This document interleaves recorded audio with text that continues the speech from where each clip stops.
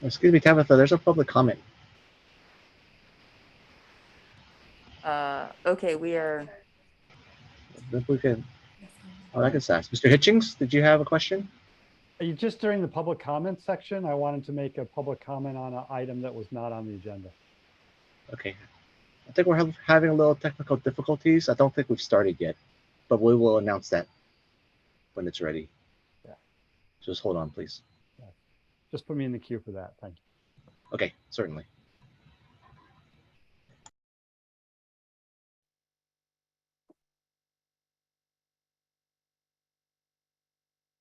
Apologies all, but can I just confirm that my mic is working?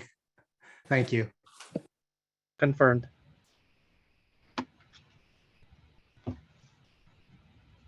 Hi, all. Good evening. I just want to squeeze in as well. Is my mic working as well? Yes, Kim, you're good too. Oh, thank you.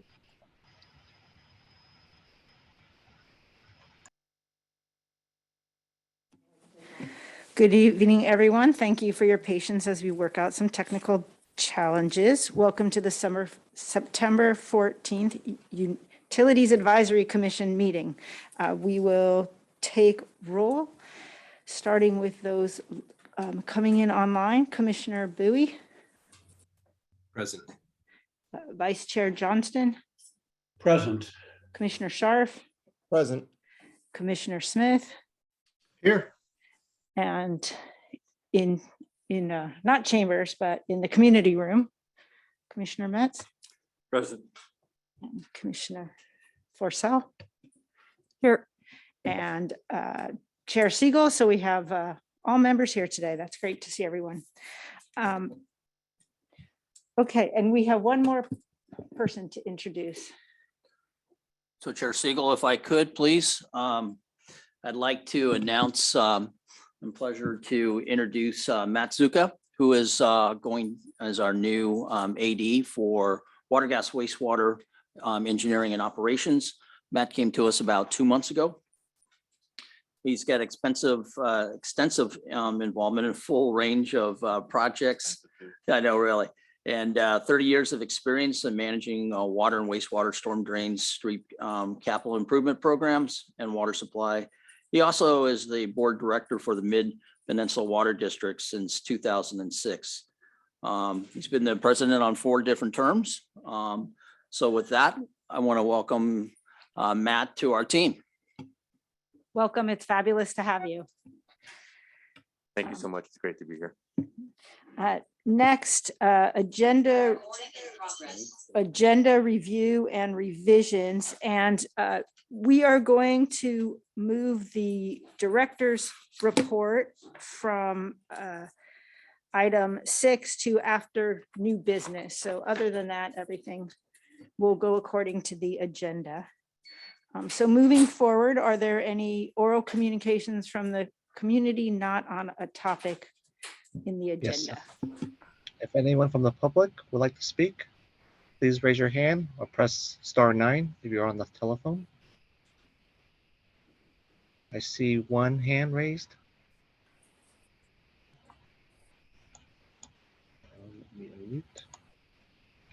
Mr. Hitchin, the floor is yours. Thank you. Good evening, commissioners. I had some comments on your last meeting's topic on sea level rise, which I did not attend, so I'm going to share them now. The sea level rise estimates the city is using were published in 2018 by the state of California. However, with sea level rise, revisions have consistently tended to be upwards. For example, NOAA currently says that unless emissions are brought under control worldwide, sea level rise could be 3.5 to 7 feet by 2100. And staff acknowledged this in their presentation talking about how the 3 feet was only the level of protection for what's already been locked in terms of emissions. I think it's more realistic to use a projected amount of sea level rise greater than 3 feet, somewhere in the 4 to 7 foot range. This will help us prevent levee overtopping during a large winter storm, exactly such as a 100-year event. Houston recently had 2 500-year storms within several weeks. So it's important to remember that storms don't magically limit themselves to 1 in a 100-year events. And with climate change, it's making what used to be a 100-year event much more frequent. It's more cost effective and safer to build sufficient protection once rather than undersizing it the first time, especially given how long these projects will take. I understand the lower reach of San Francisco Creek only provides 3 feet of sea level rise protection, but it's much easier to upgrade that one project than redo all future projects as well. When I looked at the matrix in the city's presentation last time on sea level rise, it seemed to focus on protecting city assets more than residential homes. The matrix only covered city assets such as animal shelter, libraries, etc. Their table did not cover the thousands of residential homes, commercial properties on the bay side of 101, the US Post Office on East Bayshore, or the 101 highway. All of these must be protected by the city from a 100-year winter storm event at high tide. You know, yes, I encourage the city to pursue state and federal grant money, but all these state and federal assets must be protected by the city's sea level rise project regardless. I request staff to update their presentation to ensure a clear, holistic focus and commitment to protecting all these assets. Thank you very much for listening and for your time. Thank you, Mr. Hitchings. Are there any other comments from the public, not on topics on the agenda? If there are any other comments, please raise your hand. I do not see any hands raised. Thank you. So we will move on to approval of the minutes. Does anyone have any comments on the minutes? Commissioner Metz. I had one comment, which was page 18, packet page 18. First paragraph, there's a sentence, Dean Batchelor, Director of Utilities, stated the consultant is looking at a high level portion of the grid. I don't know what was actually said, but it's garbled somehow. We have Director Batchelor who could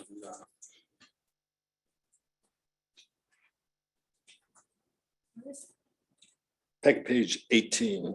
And which paragraph? First paragraph, the second to last sentence.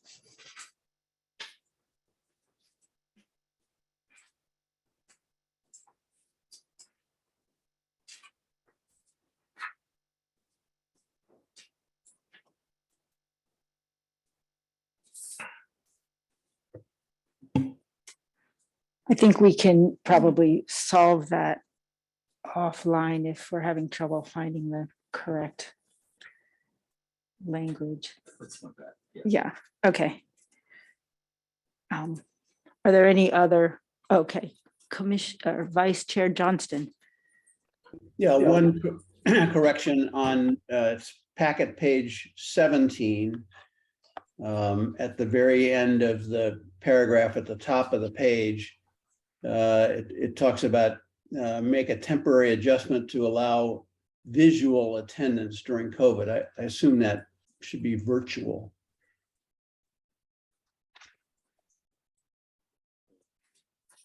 That looks correct, good catch. Are there any other changes to the minutes? With that, does anybody want to move to approve them with the change from visual to virtual, and we will update high level portion of the grid to what was actually stated during the meeting? Move to approve with those amendments. Is there a second? I'll second. Okay. I heard Commissioner Forcell. So thank you. Vice Chair Johnston. Yes, I was seconding as well, that's all. Yes, and do you approve of the minutes? Oh, yes, approved. And Commissioner Bowie? I'm sorry, I didn't hear you, Commissioner Bowie. Approved. Yes. Commissioner Smith? Yes. Commissioner Scharf? Yes. Commissioner Metz? Yes. Commissioner Forcell? Yes. And I'll abstain. I was not at the meeting. Okay. And with that, I've lost we will move on to unfinished business. And at the last meeting, there's a discussion about a remote attendance policy that was deferred to get more information. And I don't know, is there any kind of presentation on that or no? Chair Siegel, this is Tabitha Boatwright, the Administrative Assistant for Utilities. There is not a presentation. However, we do have the seated city attorney, Jennifer Fine, who is present on Zoom. She is the one who assisted in writing the report. She is here for questions and comments. Okay, and thank you. That's great. And as I understand it, the state was considering changing some policies. The language has been drafted, but it's in process where we don't know whether it's been formally approved. Is that correct? That is correct. At the moment, it has gone through 2 bodies of approval. And what we are waiting for right now, it is with the Governor Newsom. He has until the 29th of September to sign off and approve. If he signs off and approves, the new policy is in effect, which is the policy that was in the packet. If he does not sign off, then we revert back to the current Brown Act policy. Okay, so as I understand it, because we're still in this interim period and it doesn't really make sense to adopt new rules that may or may not be in compliance with state law, that what's being recommended is to defer to the next UAC meeting where we will have the benefit of the state's action, whether or not the governor vetoes it or approves it. So that's sort of where we are. Commissioner Scharf? Yeah, I was going to say what you said, and then I was just going to move that we defer this to the next commission meeting as staff recommends. We have a second. No, actually, I have Okay, you have a something comment. I'd like, yeah, I have a Okay, comment. Great.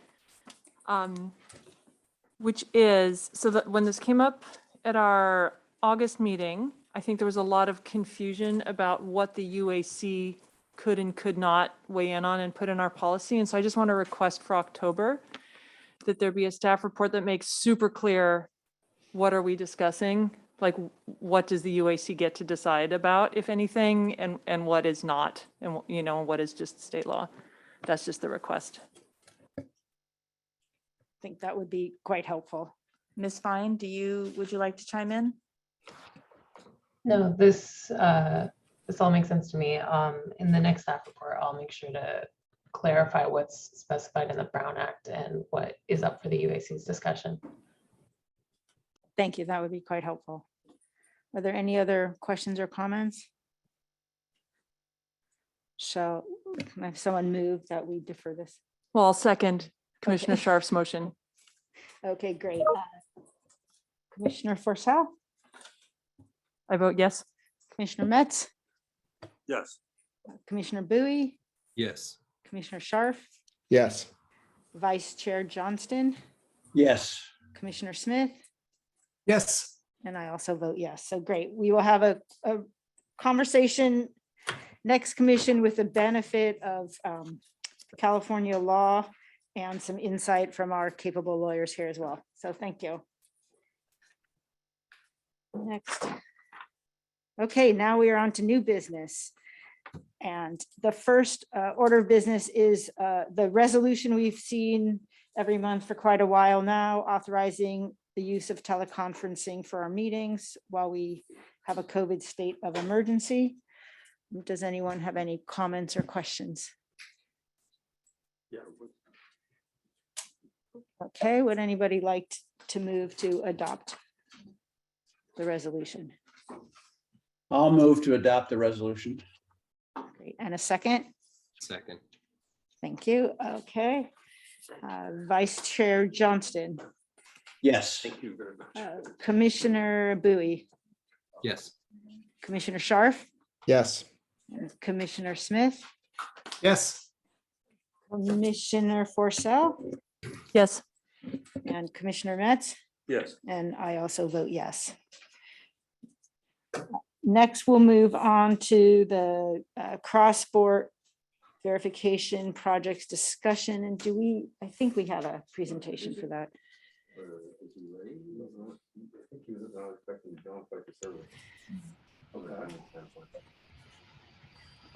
Let me ask if there's any public comments. If anyone Oh, would like to excuse speak on this item, please raise your hand or press star 9 if you're on phone. No hands are raised. Thank you. Thanks for keeping me honest. Chair Forcell, this is Tabitha Boatwright, the Utilities Administrative Assistant. Oh, sorry, Siegel. Sorry, Chair Siegel. We do have a presentation and staff present. Unfortunately, at the moment, we are waiting for staff to arrive on Zoom.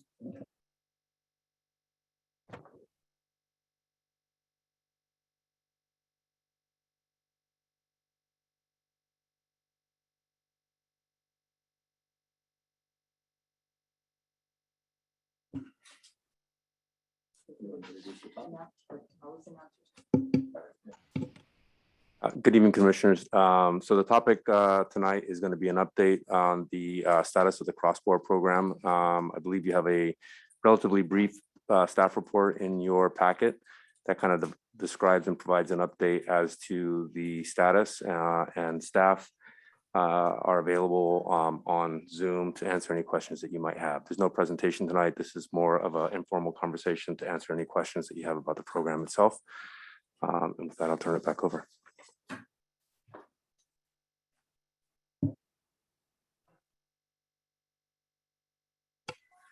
Hello, Tabitha. Do you want me to just jump in? I am here. I'm present.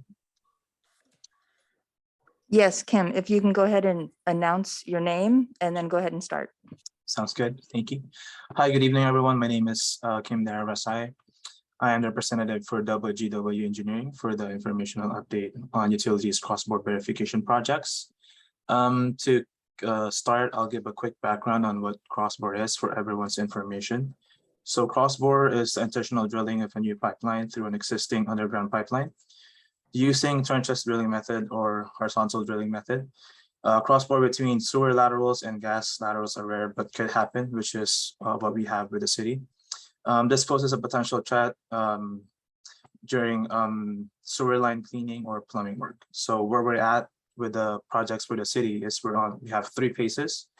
So the first phase happened back in 2011, 2013. The contractor is Hydromax, and we're able to clear 7,192 addresses from crossbore. And we did find 26 crossbores, and we did repair those. As for the second phase, we proceeded with Ames, the contractor, and that happened during the period of 2019 to 2020. Unfortunately, due to the pandemic, we were able to cut the project short and only inspect 408 addresses. And within those 408 addresses, no crossbores were discovered. As for crossbore phase 3, which is I'm currently handling, we have 1,480 addresses. This is the period from 2021 to 2022. And we did find 1 crossbore, and this is also repaired. So in total, the completed addresses that we cleared from crossbore is 9,080 up to date. So to kind of bring us to where we're going forward and how many we need to inspect is we have 3,762 addresses remaining for the city to inspect from crossbore. And the plan is to hopefully for the next 5 years is to get 800 laterals cleared per year. And with this, with considering the cost we're estimating around 840,000 per year in the next 5 years, to clear 800 each year. So, and within those addresses, we're trying to prioritize each address by, property type, location, whether it's a residential area, business district, schools, daycare, hospital, churches, and etc. And so also we're also considering gas services that do not have EFVs or do have EFVs or excess flow valves. And lastly, we consider distances from the gas service to the sewer laterals. So that's just to kind of give the information from where we're at in the project. So I'm now open for questions if you guys have some. Thank you. Thank you, Mr. Essay. Commissioner Scharf, I see your hand raised. Yeah, I guess I was curious as to per crossbore found, how much of money have we spent per finding each crossbore? If you take the total amount we've spent and the number of crossbores and divide on a per basis. Currently, I can only give the information for the third phase, which is third phase, which is crossbore phase 3 for Kratos. So we're under 1% for if you compare one crossbore found to 14,080 addresses, and the amount we spent for this project is 1,680,000 for the whole project. So we found one crossbore and we spent $1 million on it. 1.6, yes. I mean, I don't know how serious one crossbore in the I'm trying to decide if does this really make sense on a financial? I mean, it seems like a huge amount of money to find one crossbore. I mean, is it? I mean, I guess I would like to hear from staff. If we're now done the most critical ones. I mean, the ones that were the highest priority. I mean, wasn't that phase 1, 2, and if I recall, at least in the first phase, there were issues with it, and then I guess with the phase during COVID, there were issues. I guess I'm just trying to understand does this make financial sense? Should we continue to be doing this? So yeah, Councilmember Scharf. Yeah, so this is obviously this is a preventative program, right? These are crossborders that have been caused, over the years through, the trenchless technology installation of polyethylene pipelines. It's not isolated to just Palo Alto. This is a natural gas industry wide issue. So yeah, I think that's a decision that the UAC and the council definitely will have to make, whether or not spending this amount of money is worth the risk of potentially leaving these out and the impact that these could have. This is something that we try to prioritize to make sure that we address, the greatest risk ones, high congregation areas, business districts, schools, hospitals, and then go out to residential neighborhoods and start dwindling down on these. We've had a very aggressive inspection program, in-house with our own crews as well as with contractors to kind of eliminate this need to have to go back to services that we've recently replaced. So we've kind of taken that issue. Really, this is going back to kind of some of these historic installations and making sure that these don't end up, because one instance can be very bad, and if it's that's something that we have to weigh as a city. Right. Now that was really my question, is that what you said is we've basically done all of the high congestion areas, the ones we prioritized, and now we're in the residential neighborhoods and we're spending, we find one and $1 million basically for finding $1.6 million for finding one. And I'm not saying it's not worth it. I guess I was asking staff, I guess I would ask staff to evaluate and come back to the UAC really about whether or not spending that amount of money, and what risks are one is a cross-bore in a residential neighborhood? Is it likely? Are we likely to find lots of them? Is it likely to, I mean, is this a risk? And maybe staff could just say, yeah, you know, if this happens, the catastrophic nature of a cross-bore, if it does happen, could be, if it goes into a sewer line, there could be a large explosion, or in a non-congested area, frankly, it's very unlikely, you know, 1 in a million chance or whatever. I mean, we do risk analysis all the time, and you can't get to zero risk. And the question is this continued worth it in staff's opinion?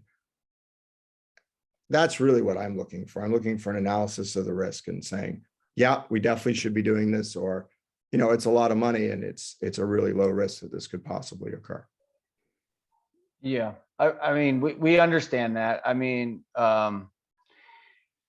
it'd be difficult to say what the risk would be and feel confident in it, but we can definitely look at that. I mean, like Kim has outlined, I think we have a little over 4,000 remaining out there that we have identified that need to be inspected.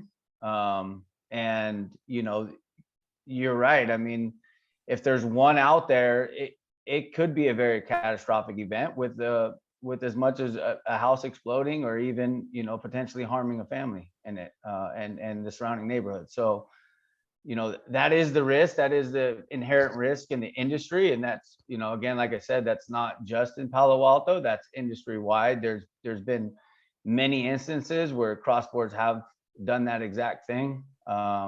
So, but it is definitely something we can look back at and see if it's, you know, worth spending the 800, you know, clearing the 800 addresses per year. So I guess how much total would it cost to clear the 800 addresses per year? When it's all said and done, are we going to spend? I think Kim and I were talking about it, and I think over the next 5 year, clearing the 4,000 addresses, we would be just at around 4 million. 4.2 million, yes. All right. That's about 840K a year. And I would say it's, for me, based on my experience on kind of handling this specific project, is that it's worth it. Sometimes you can be in a property where you have a lateral and you're sure it's like 50 feet, 40 feet away from the gas. And still, depending on how a building is constructed, you can have different wires connecting to different locations. And that's just surprises us at the field. And it's really something that should be considered. I feel like safety is something that we cannot pay for. Right. No, fair enough. And I wasn't suggesting we shouldn't do it. I was just sort of trying to get a sense since we've done the ones most at risk if it was serious risk that remained for the other ones. Thanks. Thank you. Thanks, Commissioner Sarf. Commissioner Smith. Thank you, Chair. You know, just listening to Commissioner Scharf, just did some quick math. 1.6 million divided by 408 lines is $3,900 a line. And if I do the lines 4,000 times $3,900, I come up with a figure that's actually closer to 16 million. So where is it? Why are we getting such an economy of scale when we go from just simple math of 16 million down to 4.2 million over 4 years? I think you took the wrong number. The 408 number was from phase 2, which we had to cancel early due to COVID. Okay. The 1.6 million was on the phase 3 crossboard project, which was the most recent one. And that was 1,480, I believe. Okay. So that corrects the number down to 1,081. If I multiply that by 4,000 very quickly, I'm still at 4.3. Okay, so there's the number. Brilliant. Thank you. I appreciate that. No further questions. Thank you. Commissioner Forcell? Yeah, just similarly along the lines of the price tag for this project, can you help us understand what is involved in doing a cross-bore inspection and help us understand why it's about $1,000 to inspect a sewer line? Sure, and we can get into that into detail. So basically, as part of the inspection, what the crew has to go through is that they will do a sewer lateral video. So from a video standpoint, they will go to a private lateral and a city cleanout, and a private cleanout and a city cleanout. And from there, inspect both private side and city side laterals. And part of that is also, that cost about, on our approximate calculation, is about $800 per address per lateral. And including that is also a Nasco review of a lateral, which kind of helps the city assess the current situation of a lateral or current maintenance need of a lateral. And that also helps the city. And so basically it costs about around $860 per lateral. And then if we come into an address that has a need for us to dig or to excavate and replace a section, that costs about $4,000 per address. So that's kind of how the budgeting works on how we did it. Currently, what we have right now for phase 3 is around $600, and also another $50 for the Nasco certification. So around $650 for this project, and then around for future projects around $850 or $860. Kim, this is Dean. Could you explain the Nasco standards, please? Sure. Thank you. So the Nasco standards is the process of assessing a lateral. So what the contractor does is they do a pipeline assessment by scoring. So let's say they found damage on a pipeline, and let's say it has roots or protruding or cracks or offsets on the lateral, and they would score that on a priority. Let's say the highest score is 5, which is what they're doing, and the lowest score is 0, which is no maintenance required. So that's what we're doing right now. And then those information that we gathered for each lateral is also sent to our group in operations, wherein they kind of prioritize how they would tackle maintenance for each and every laterals that we have for the city.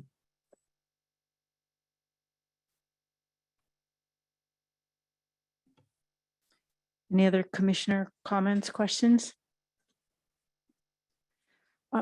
I had a couple. I sort of shared some of the economic concerns, but I guess I understand now where the dollars are going anyway.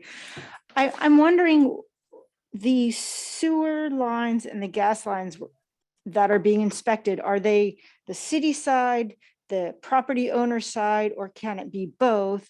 And what are we doing to avoid future challenges? Are we requiring, open trench pipes or something so that this isn't a never-ending project?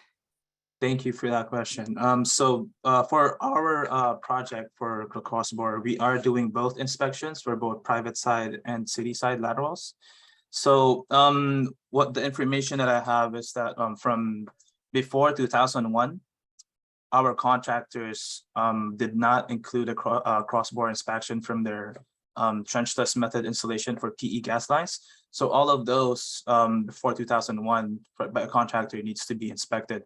And then moving forward from 2001, the city implemented a contract for our contractors to do a crossbore inspection. So currently from 2001 up to current, after we install a PE pipeline that is drilled, we are doing a post-video inspection and a pre-inspection as well, for just to make sure that we didn't do any drilling on the customer side or the city side, so sewer laterals. And then as for in-house, what we have implemented is that after 2011, is that our in-house crews also do inspection on these drilled method for gas installation. So that's how we kind of move forward to avoid any other conflicts in the future. So I want to make sure I understand, when you said we, that was on the city side. And so if somebody's rebuilding a house and moving a gas or sewer line, are there any requirements to prevent cross bores coming from that side?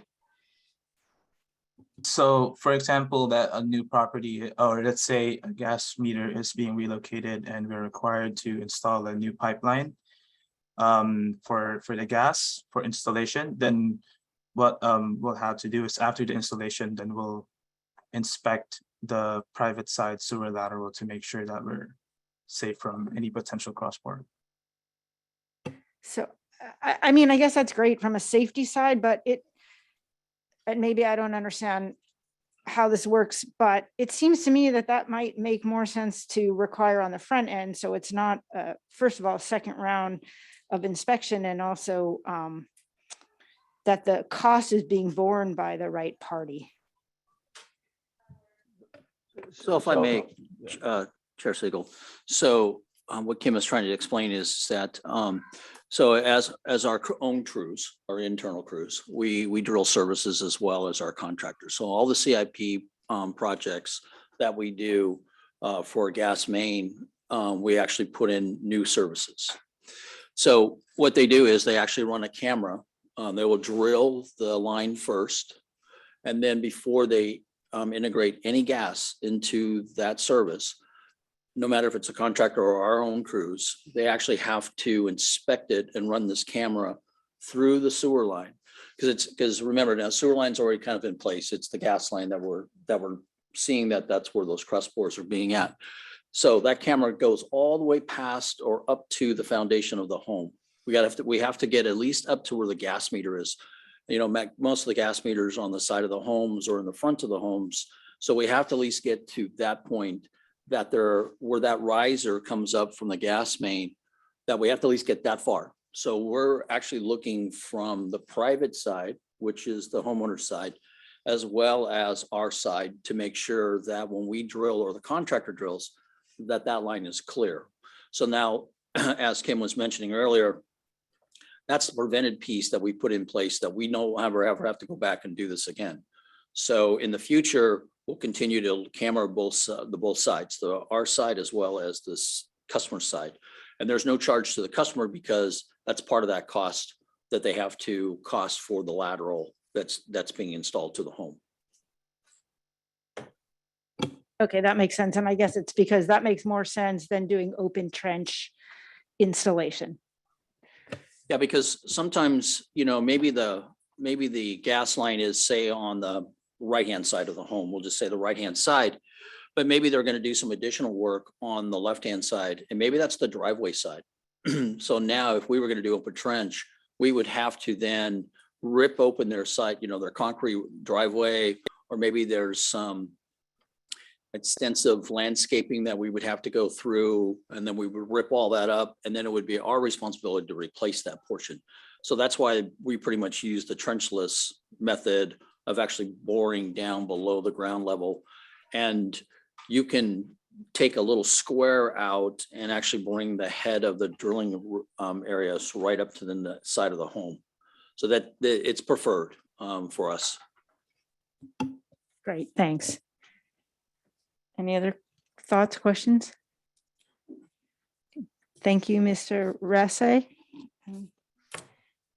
Thank you, guys. Thank you, Dean. We'll move on to the city EV program presentation. Oh, and are there any comments from the public on EVs? If there are any comments from the public, please raise your hand or press *9. No hands are raised. Thank you.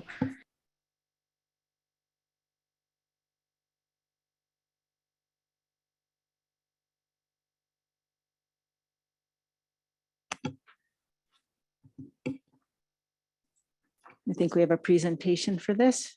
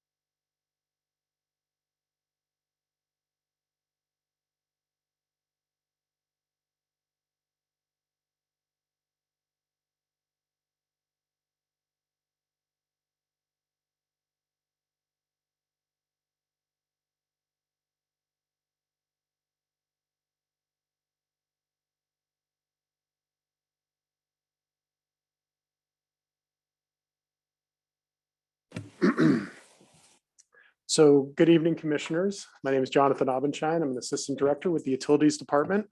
Currently away from the role, working focused on our sustainability and climate action plan.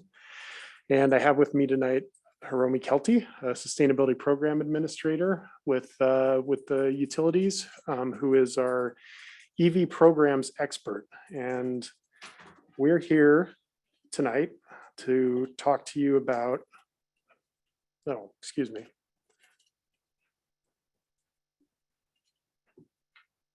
Thought I had all the technical difficulties worked out. So we're here to talk to you tonight, just to give you an overview of our current efforts on electric vehicles and electric vehicle chargers. Now, electric vehicles are the purview of the SCAP committee, and we haven't received specific direction from council yet on EVs. The SCAP committee has focused more in the recent months on building electrification, so what we talk about tonight might change in the future, and but we'll share what we're working on right now and some ideas that we have for the future. So I'm going to start tonight just by talking a little bit about the city's emissions reduction goals, where EVs fit in. Then we're going to talk a little bit about our current EV activities, ideas we'd like to explore in the future, and we'll touch a little bit briefly and at a high level on grid issues. It's something that's very much in progress right now. So first, let's start by, let's put our EV efforts in context here. So we all know our SCAP goal is Sustainability and Climate Action Plan goal is to reduce emissions 80% by 2030 from 1990 levels by 2030. So about 60% of our emissions are from transportation, it's about half with upstream emissions. And that's based on our impact analysis, which was based on our 2019 greenhouse gas assessment. So to reduce emissions, we're going to have to do a few things. We're going to have people travel less, use single occupancy vehicles less, and help people electrify as many of their miles as we can. Now, the first two efforts relate to the mobility section of the SCAP, and the third relates to the EV section, and that's what we're going to talk about tonight. Now, we estimate that emissions, our transportation's emissions, are about 1/3 from residents, 1/3 from commuters, and 1/3 from visitors. And that means we're going to need significant reductions from all three groups. For residents, if we want to achieve 80 by 30, that's going to mean we need to see 44% of vehicles in Palo Alto be EVs by 2030. That's 50% of single family, 33% of multifamily. And to achieve that level of penetration, we need to see 85% of new annual vehicle sales purchases in Palo Alto be EVs by 2030. And people need to keep buying used EVs as well. Now, that might strike. I'm sorry, can I ask you on that? Please. When you say the new, are you making a distinction between new cars and used cars, or just new purchases? I mean, new cars. If someone buys a used car, that doesn't even count towards the 85%. We need new cars to be purchased. 85% of new purchases, new model year that happens in a given year, that needs to be an electric vehicle. And I can talk a little bit here about why that is. You know, this whole 44% might strike you as a low goal if you made the natural assumption that, you know, we're going to try and electrify, you know, 100% or as many as possible of the EVs vehicles in Palo Alto, we're going to convert them 100% to EVs. But at the end of the day, that would require a major change in people's buying habits. This chart is, it shows the Palo Alto vehicle fleet as of 2020. And if you look over towards the left side of the chart, every bar on this chart represents a model year. And on the left side of the chart, it tells you how many vehicles for that model year. There were in Palo Alto when this chart was made. And if you take a look at the bars on the left for the last 5 to 6 model years, I won't make you do the math, but essentially 20 to 25,000 of the 50,000 plus vehicles in Palo Alto were from the last 5 model years. But there is a really significant number of vehicles that are 5 to 20 years old, and several that are even older than that. And that represents buying preferences. When somebody buys a 10-year-old vehicle, it's because there's something about that. There's a preference in there, and price is likely one of the strongest drivers. But at the end of the day, there aren't a lot of 10-year-old EVs out there. And those that are out there are either fairly low range or fairly expensive and might not appeal to that particular buyer. So we likely will be somewhat limited in how much we can shift the vehicle fleet by 2030. It will happen over time, but we probably are going to face some limitations, and we might end up being wrong about this projection, of course.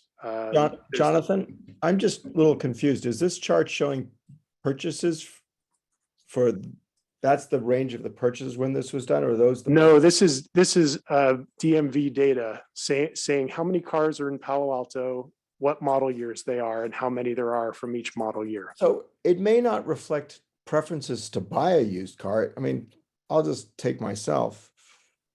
I keep my cars forever.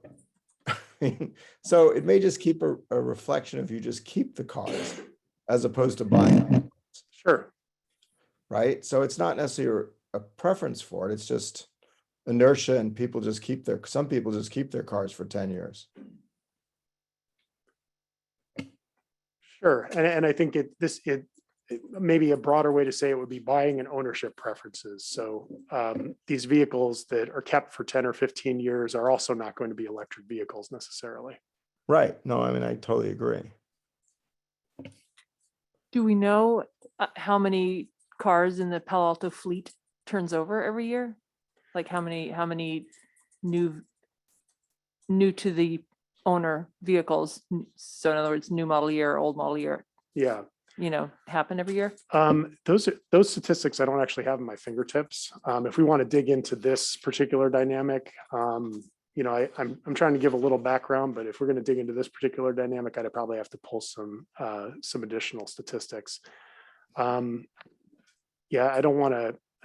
I have some numbers jumping to mind, but I don't want to say anything off base. I'll have to get back to you on that one. Should I continue? Okay.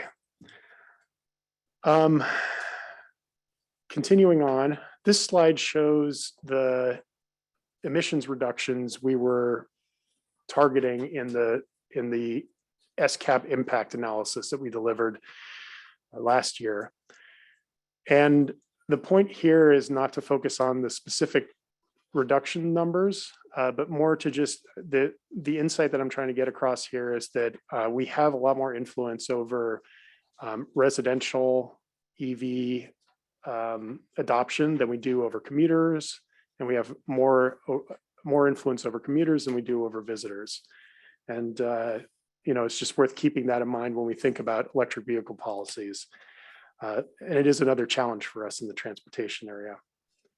Yeah, and I have a question. Which category do car services fall in? Are they visitors or commuters? So the deliveries and car share aren't. The analysis that we did back that we delivered last year didn't get down to that level of granularity. But it is definitely a component of emissions that we're going to have to figure out how to tackle, but the data just wasn't available when we did the initial analysis. Okay. All right, so then what is our focus? Well, a few years back when we started, we signed up to participate in the state's low carbon fuel standard program, which started delivering revenues for us that we could use to promote electric vehicles. We asked ourselves, where can we make the most difference? the state and federal governments are in terms of getting incentives for actual vehicle purchases, the state and federal governments are taking action in those areas. So as a local government, where we felt we could make the most difference is in promoting electric vehicle adoption, not providing incentives on vehicle purchases, but actually facilitating vehicle charging, and particularly in multifamily homes. Electric vehicle charging is one of the major barriers to EV adoption. And multifamily buildings have particular challenges that Hiromi will talk about in a little bit. And we felt that was where we had the most potential leverage. It's not the only thing that we've been working on. We'll talk about other things as well, but that's where we really prioritized our efforts. We do have other ideas. We have started working on our residential electric vehicle programs, but we do need to do some work with commuters and visitors, and we have some ideas on how to focus on that. Again, we haven't spent a lot of time working with the SCAP committee on these, but we're asking ourselves, can we make some progress partnering with major employers or business districts on promoting EV adoption with commuters, and with visitors? Can we partner with our regional partners to promote EVs throughout the entire Bay Area to influence our visitor missions? Now, over the last year, we have talked intensively with the SCAP committee about grid impacts. And in Palo Alto, just to give some sense of the impacts you can have, a new electric vehicle charger has the potential to draw more power than an older mixed fuel home, not necessarily a new mixed fuel home. But without air conditioning, a lot of these older homes don't draw so much. And so it's pretty clear to us that some modernization of the grid is going to be needed to support both building electrification and electric vehicles. We are discussing what those efforts look like with the SCAP committee. The utilities is working on a grid modernization study to complete and implement as quickly as possible. And I know we'll be coming to you in the future with updates on that. So I don't have a lot of detail on that, but I wanted to acknowledge that as an issue, and it's something that we need to be thinking about. So I'd like to turn it over to Hiromi to talk about the programs that we're actually implementing. Okay. Well, first of all, commissioners, it's so good to see some of you in person after such a long time. I'm Hiromi Kelty. I manage a lot of these programs. First, I think I'd like to start with the residential programs that we have, starting with the California Clean Fuel Rewards Program, which was a statewide point of purchase rebate program launched in November 2020 for new EV purchases. The rebates were $1,500, and then a year later, they were reduced to $750 because the demand was much higher than the California Air Resources Board ever imagined. Unfortunately, the program was paused at the end of last month. So this rebate is no longer available to Californians, mainly because of the higher demand and also because the LCFS prices have come down to about half of where they were a year ago. So CARB wants to regroup and kind of re-envision what a program for California could look like. So all the utilities, including Palo Alto, has paid into this program, and we're kind of waiting to hear from CARB what they're planning for 2.0. The good news is Palo Altans are known to be overachievers, and there was no difference here. We had about 6% of our residents, 6% of our households purchase a new EV, despite supply chain issues. And everyone says you can't get a hold of a new car, forget about trying to buy an EV. So that translates to about 1,600 residents. I checked the more recent numbers of the end of last month. And so 1,600 Palo Alto residents were able to take advantage of this program. So it was very popular.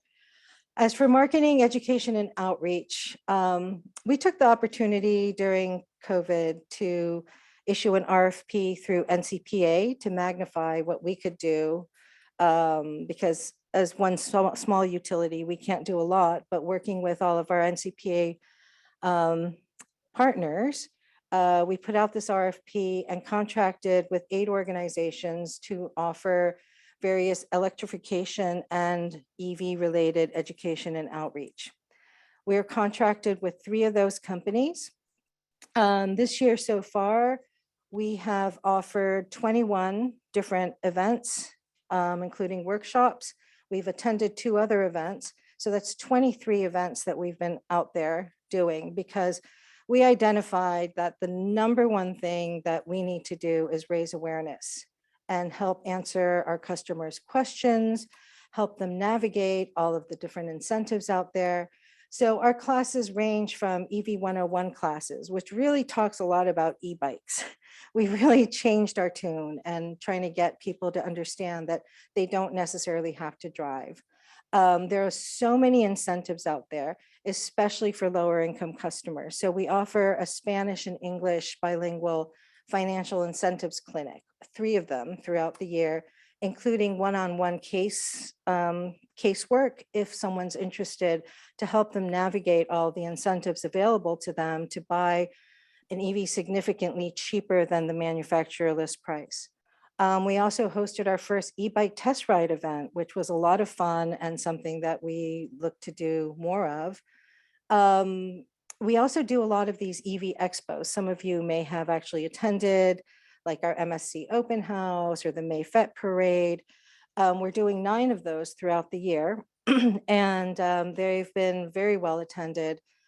Our estimates are probably, we have touched or communicated or hopefully affected about 1,200 residents with all of these events. And right now we're looking at 2023 to figure out what kind of curriculum should be offered. Um, Sashi, yeah. what kind of attendance are you getting at the online and then the in person? It depends on the content. One of our most popular classes that we did was online, and it was new models for 2022. Everyone wanted to know about the new cars that are available, the Ford Mach-E, the Rivian, and we had almost 300 registrations. I think in actuality, it was like 189 attendees. Some of our EV 101 classes are much smaller with like 30 attendees, but we kind of like that too, so we could really answer everyone's questions. We are also in the process of working with a company called Q-Merit through that same RFP. They offer a vetted contractor service for single family homeowners who know they want to put in EV chargers. So they could go online, press a button that says get a quote, and they will get a fair price on EV charger installations from contractors that have done thousands of these installations throughout the Bay Area, to make it easy for them. Because the first question that comes up always is, who do I call? We also have a transformer upgrade rebate. We haven't seen many of these yet, but this is for the single family homeowner who wants to put in that EV charger, only to find out that there isn't enough electricity coming to their home, and it may trigger a transformer upgrade. So we do have a rebate of up to $10,000 for that. Something that we've been talking about and working on is an e-bike program. Whether it's going to be a lending library or something else, it's something that we hope to be able to put out a RFP on in the near future. Next slide, please.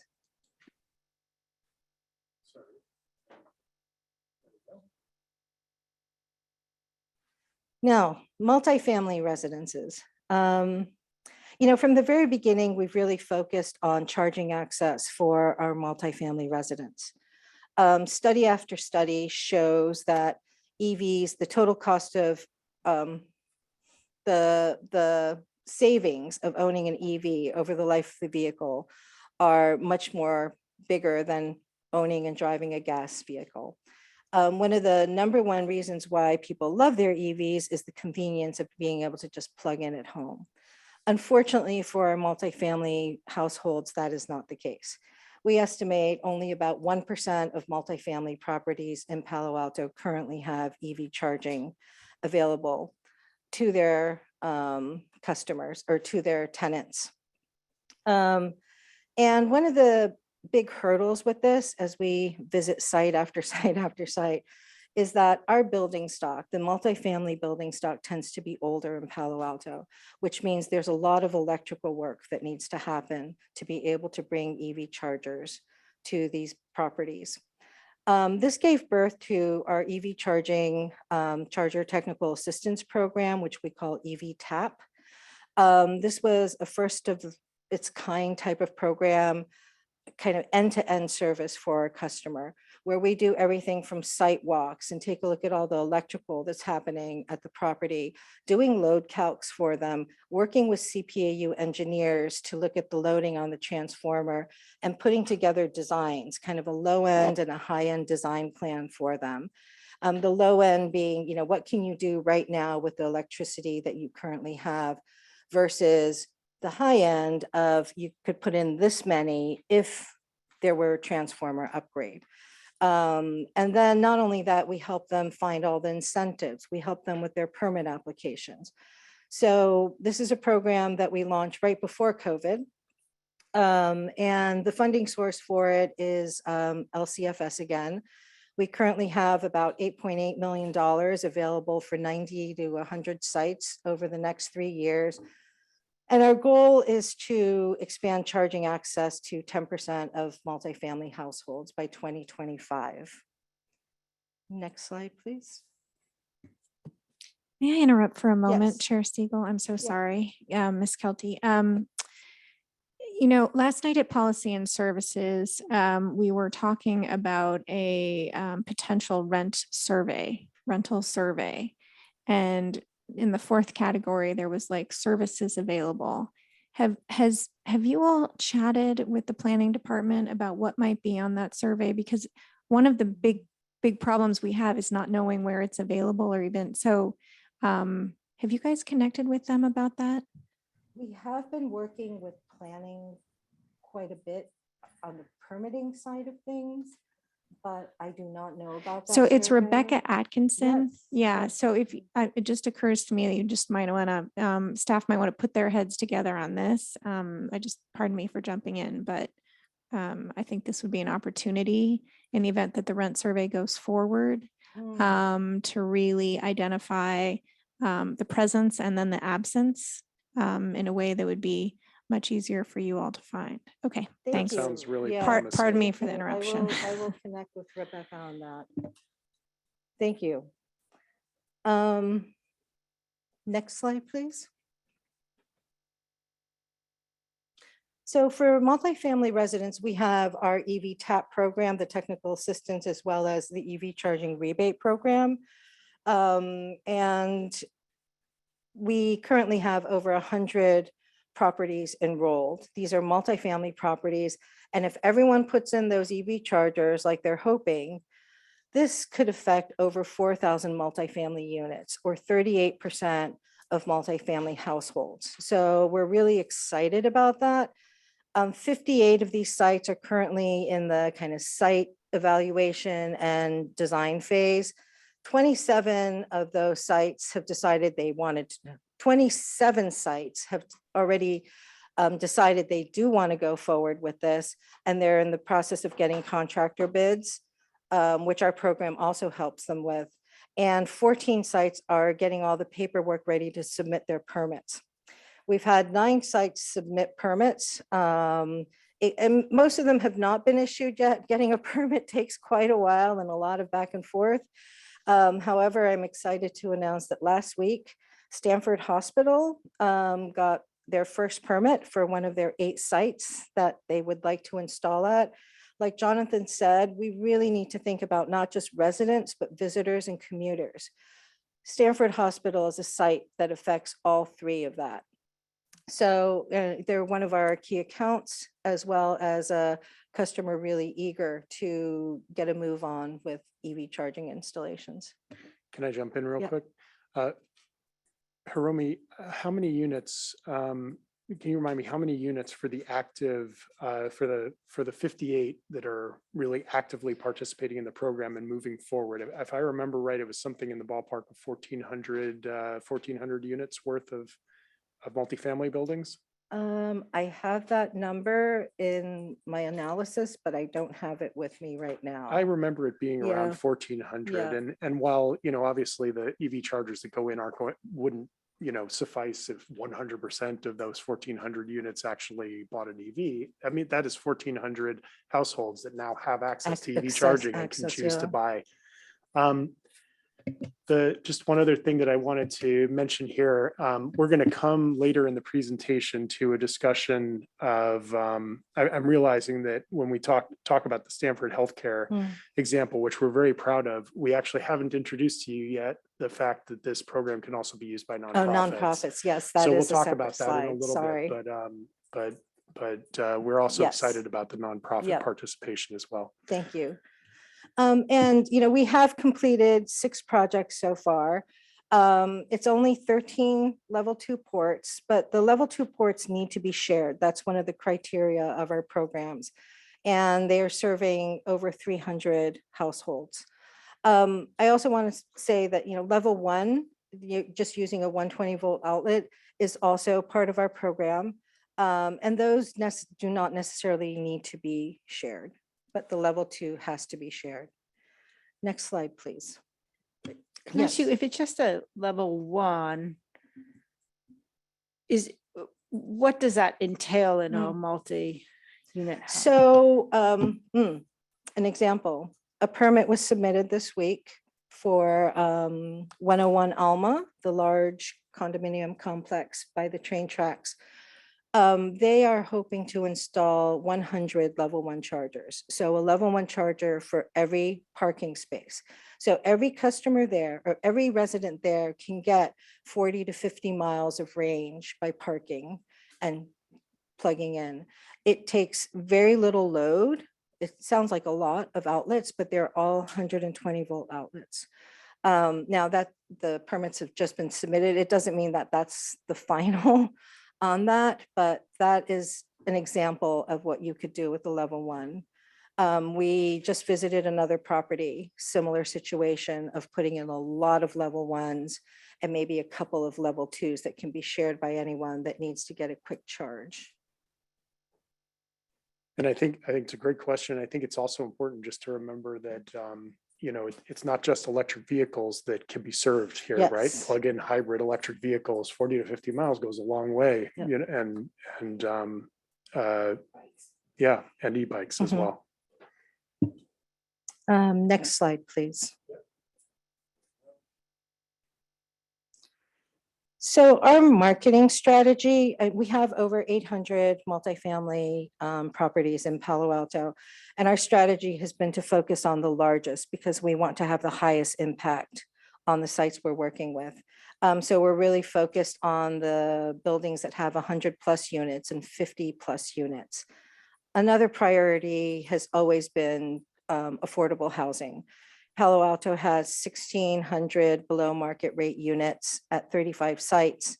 And some of those properties are quite large, like Mid-Penn Housing's Palo Alto Gardens on San Antonio Road, 156 units. So that is a property we are working with.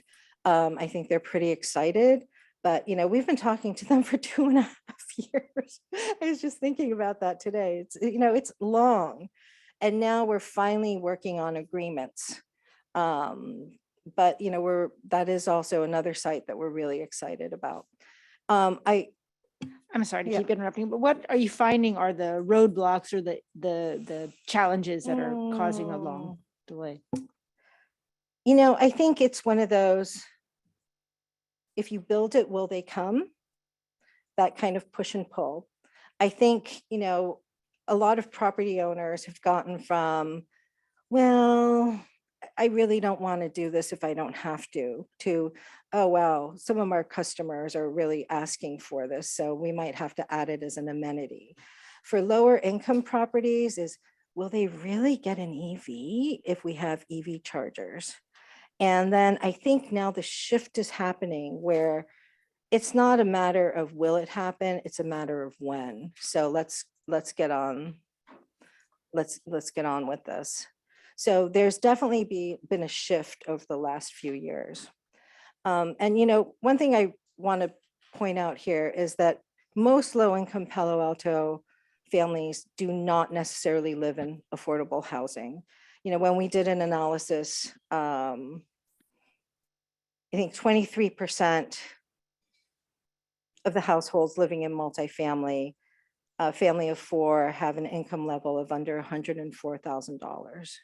So a lot of our low-income families do not necessarily live in subsidized housing, but they live in multifamily. So working on these multifamily projects is not just getting EV chargers in the ground, it's an equity program as well. And our value proposition is, like I said, you know, we offer this hand holding from beginning to end. We also guide our customers to the incentives or grants that may be available. We talk them through all the transformer upgrade possibilities or not. And our hope is that, you know, we can be that trusted, neutral advisory service, because, you know, some of the customers that don't want to work with us and they just call a big contractor or electrician or one of the big EV charging companies, they're in for the sale. And we're hoping to really balance, you know, getting the chargers in the ground to the needs of that community.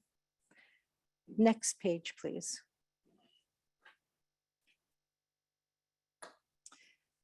So some of the things we've been exploring is, you know, the e-bike thing. You know, how do we incorporate alternative transportation into all of this? We do talk about the possibility of putting in level 1 chargers for things like e-scooters and e-bikes in a safe parking situation. At every single site, we bring it up. The question of, you know, would direct install services be valuable? It's something that we actually decided to go forward with. And in March, we amended our contract with Clear Result, who is our contractor that we work on with the technical assistance program. And we now offer direct install services to low-income multifamily properties. So Mid-Penn would qualify for that. And the other big question is, if we're going to go in and spend the time and money to put in a new transformer or upgrade the transformer, let's look at how much electricity that property might need if they were to fully electrify in the future. So these are questions we ask ourselves consistently. Next, please.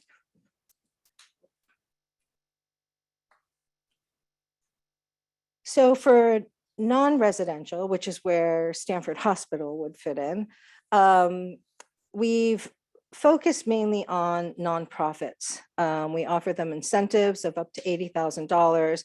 We also offer this technical assistance, which is free.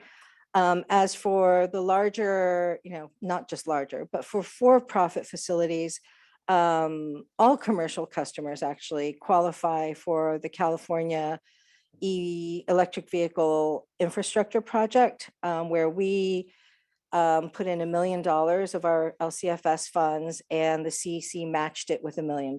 So $2 million made available for that. And with that money, the goal is half of the money, or like 20, would translate into 20 more DC fast chargers in our city.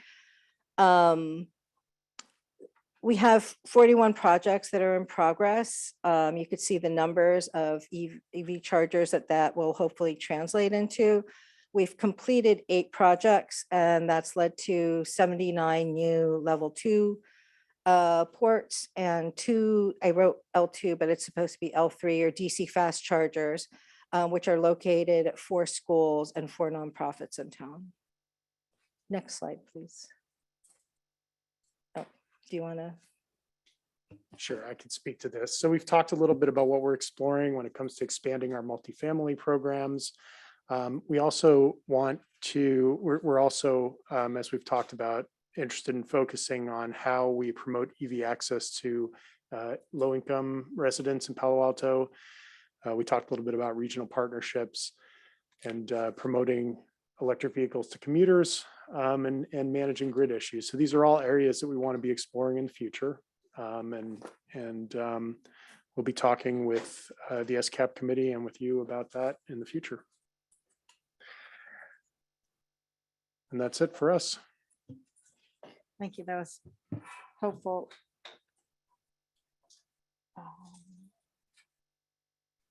I'm trying to see. Do we have any commissioner comments? Commissioner Forcell. Okay, I can't get it open there for a second. Okay, Commissioner Bowie. Actually, Vice Chair Johnston had his hand up first, but either way. Take what you get there. Go ahead, Will do. I had some additional questions on the vehicle turnover and replacement piece. We've been talking about that slide. I think that it applies across several other issues. I didn't want to ask any further questions because I wanted to see what would be answered through the presentation. My question here is if there has been any work done on how these model years contribute to a slice of overall VMT.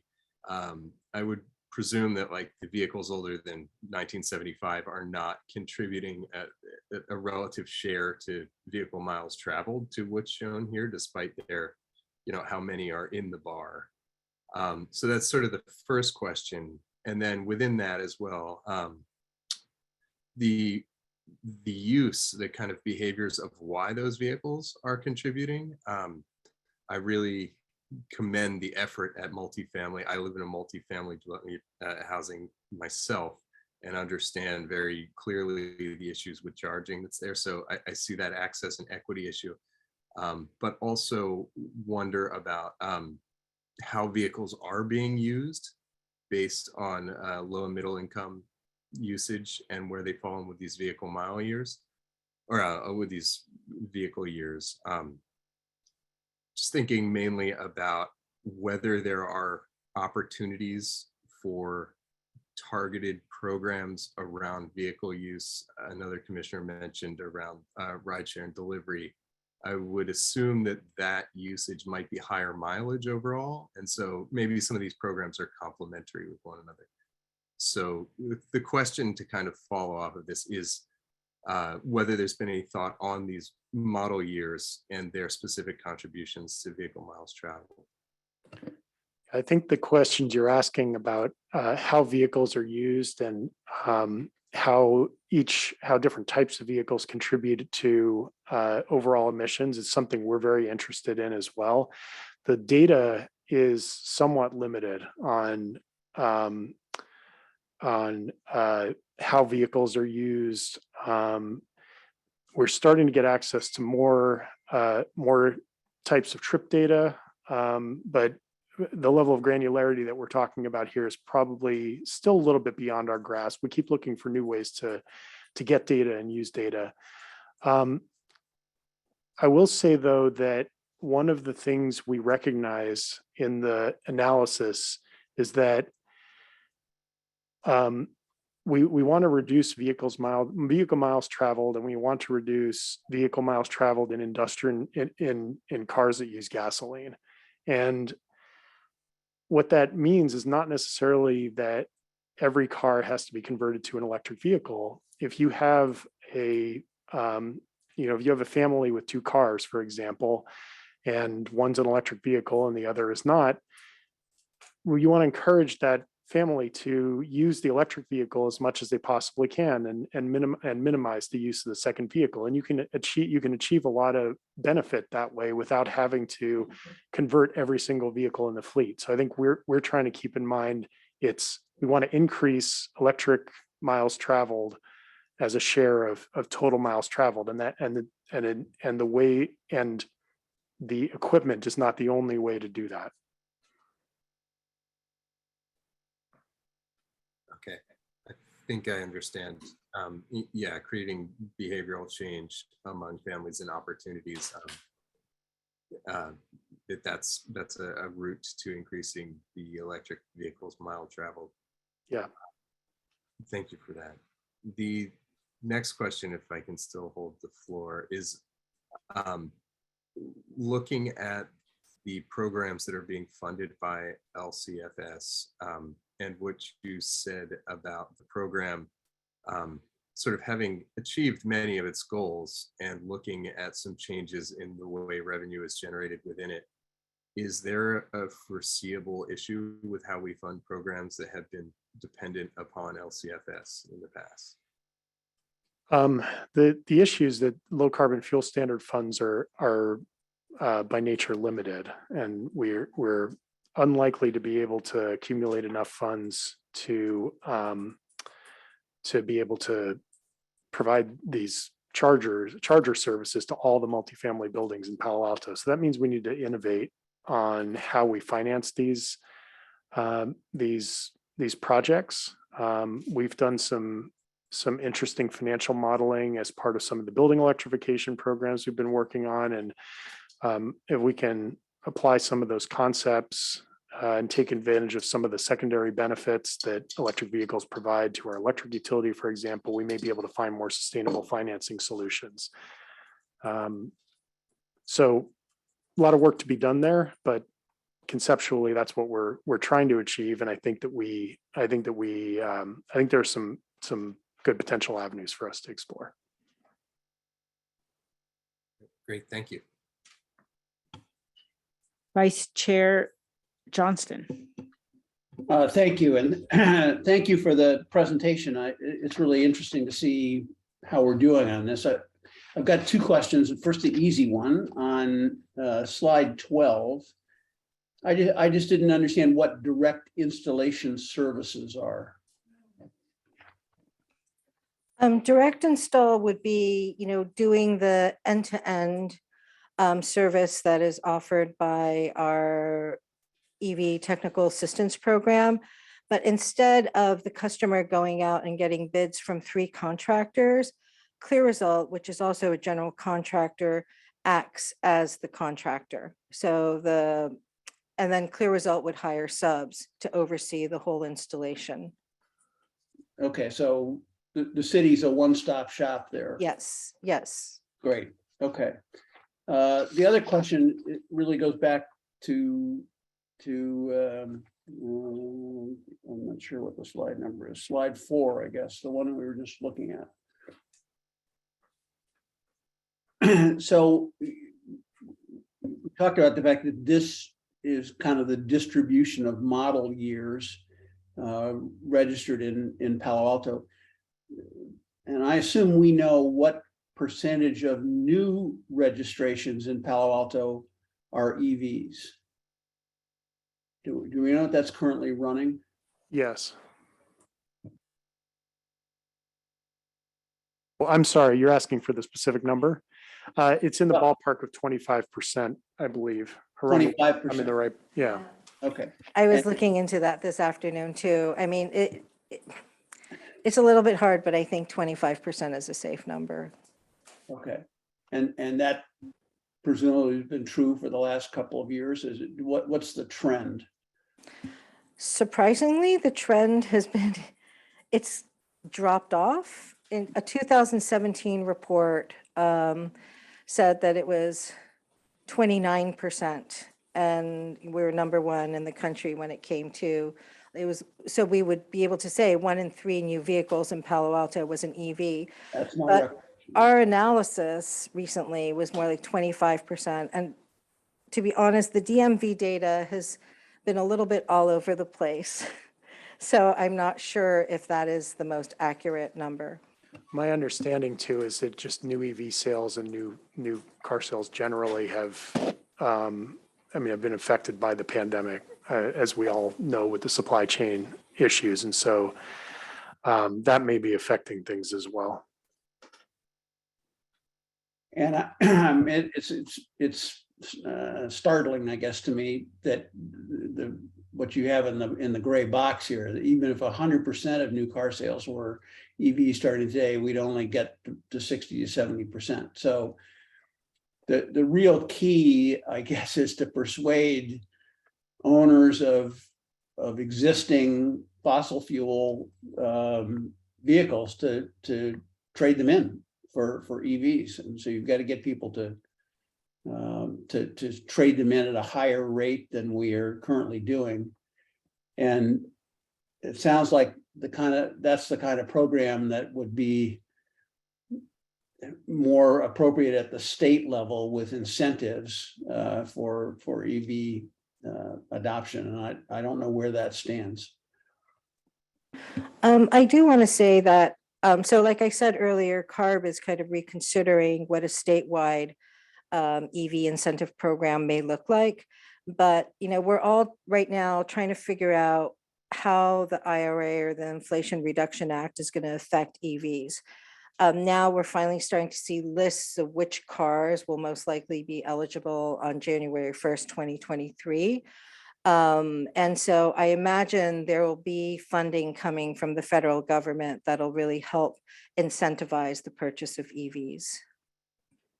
I'll also say, I think your insight's a good one, that if we want to move faster, we have to find a way to swap out older vehicles. Sort of two thoughts on that. The supply, they don't make old vehicles anymore, and so whatever the fuel economy and the electric vehicle share of that model year is in the United States or in the world, that's what it is. It's not going to change. It's just going to, those models are going to get retired. So yeah, I've thought a lot about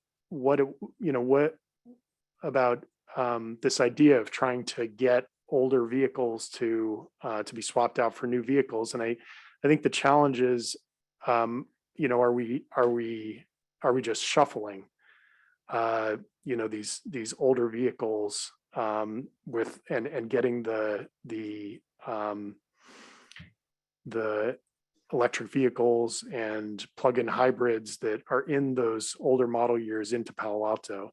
But I think the other approach that you're talking about here too is trying to swap out some of those older models and getting folks to buy new cars instead of older vehicles. And the level of incentives that might be needed, you're right, are probably better suited for a state program. But I think it's also worth thinking about whether there are things we could do at the local level as well. Well, I get the point that providing easy access to chargers, both at home and at work, is that is a big barrier for people to get over to buy an EV. So that's obviously going to help. But if there are federal funds coming down the pike, the Inflation Reduction Act, that would help people make that switch from an old gas guzzler to an EV. I hope we can find ways to publicize that and get that information out to Palo Alto residents. Thank you very much. Commissioner Scharf. Yeah, obviously, I think we want to swap out the vehicles and do all of that and get as many as possible in Palo Alto. But I just wanted to make sure that we don't subsidize swapping out older vehicles in a way that they just get purchased and in Palo Alto again by somebody else or in a neighboring community. I mean, unless the vehicle actually disappears off the road and is replaced by an EV, we're not really doing good in the world. We're just moving the emissions, around. So I think when we think about it, I would hope we would think about it that way. I mean, obviously we want to meet our goals, but I'm not sure what the value of meeting our goals. It's a Pyrrhic victory if we just move the emissions somewhere else. Agreed. That's the point I was partially getting to in response to Vice Chair Johnston's question. But although I think you were actually talking about a different approach, but I think what you're saying about making sure that those vehicles, if you were to provide incentives to swap out old vehicles for new, you don't want to just have those go off somewhere else on the road, because that doesn't end up reducing global emissions. Right. I mean, if I have a, I don't, but I mean, if I had a, 2017 or 2018 or 2019 car, it's going to have some value. And so, it's a little hard to imagine how it gets junked. You know what I mean? If you trade it in, it gets sold to someone else and, all of that. So, I think that is an issue. And so, I mean, obviously we want people to do that, and they are going to probably just turn their cars in and move them somewhere else. I'm just not sure we should subsidize that aspect of it.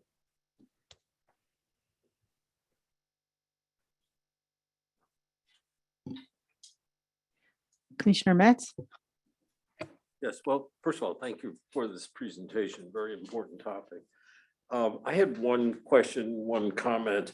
The question you partly addressed, which is what is the impact of IRA on our program?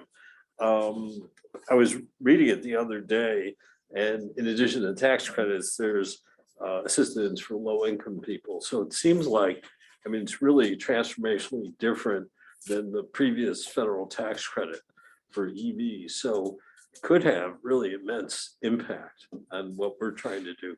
So, I know this is just out, but I would like to suggest, obviously, looking at that in detail and coming back to us to talk about it. Because I think we'll have a major, based on what I read, I was kind of surprised, and I think we'll have a major impact.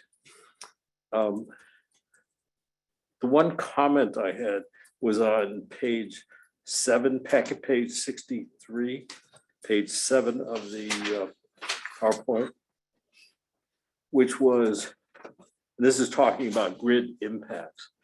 And, if, as we just talked about, there could be an immense transformation of vehicles to EVs, then it seems like the grid impact could be immense, right? So it seems I know there've been other discussions that are not reflected here, but it seems a bit reactive to me, and that, obviously we need to be proactive in molding the EV charging infrastructure so that it does good things for the grid, not bad things to the grid. So I think it's really important that we think out, from your chart, you can see the timeline, like at least 10, maybe more like 20 years is the right kind of timeline. And so to think out that far, what the grid would look like if all these cars are junked by then, and work backwards to how we get there, in a way that these vehicles are contributing positively to the grid. Yeah, that is a topic for the a topic in the grid modernization study. Commissioner Forcell? Thank you. I have a mixed bag of questions and comments, starting with, this is really great to see. It's been a while since we've had an EV update, and it's a pleasure to see how much progress has been made on a lot of these programs since we last spoke. So in no particular order, thank you for including a version of the pie chart on slide 3 that includes the 20-year global warming potential and upstream emissions. Much appreciated. I love the breakdown of residents, commuters, and visitors.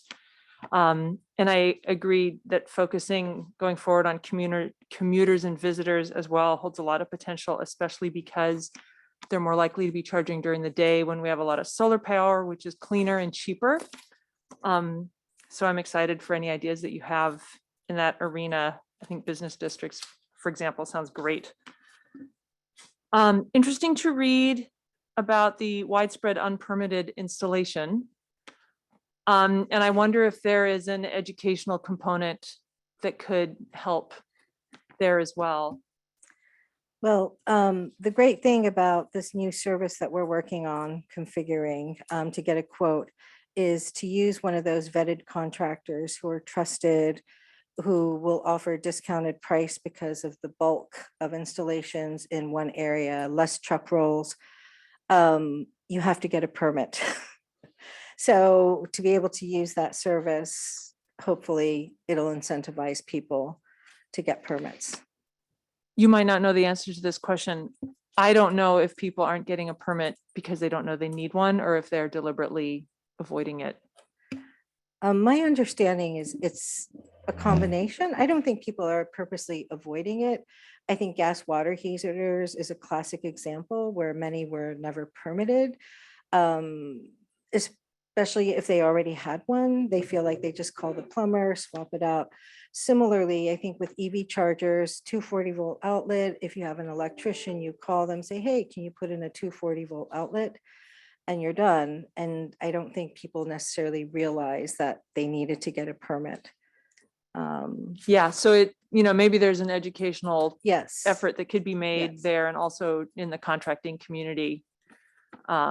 And I don't know what permits cost, but if they're About expensive and that's, $300, which is significant enough for people to say, once they learn about it, they're like, oh, do I really need this? so that might be something to consider. And I'm also curious for the permits that we do issue over the counter, are there any limits on the size of them, the amperage? Yes, it's up to 50 amps. Anything above that, because there are home chargers which are 60 amps. Those have to go under extensive review, but up to 50 amps apparently are over the counter. But since we're not doing that many physically over the counter, apparently it does take a day or more, from what I understand. Got it. Yeah. I just wonder if it's something worth looking at. 50 amps is a lot. And if that is a cause of grid stress, would 25 or 30 amps be a more reasonable limit? And I especially wonder, because I get that anecdotally, car salesmen really kind of oversell how big of a charger you need, and put sort of a fear of being stranded into new EV owners. And again, like an educational counter effort that you're going to be fine with a 30 amp L2 charger might be worth some educational efforts. Yeah, we are at the early stages of working on a program, working on an educational program. We're still defining what it looks like, but that's exactly the issue we want to address. And it's been a topic with the SCAP committee as well, a substantial focus. Yeah, so love the educational programs that you described, love that they're bilingual, love that you're helping people navigate incentive programs, because it is super confusing, especially the ones that are there for a year or two and then disappear, and then there's a different one, and is it a tax credit or is it a rebate or what is it? So that's great to hear. Oh,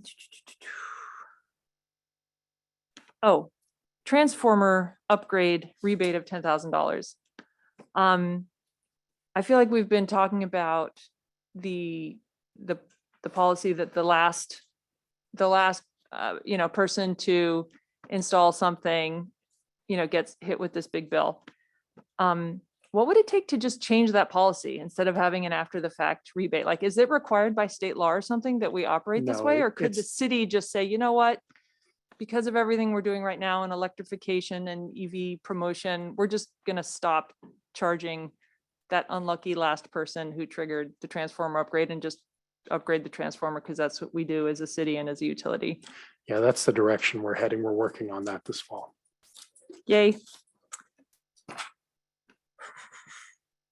Yeah, I especially want to call out great work on the multifamily residential charging programs. That's where it's been so much progress since the last time.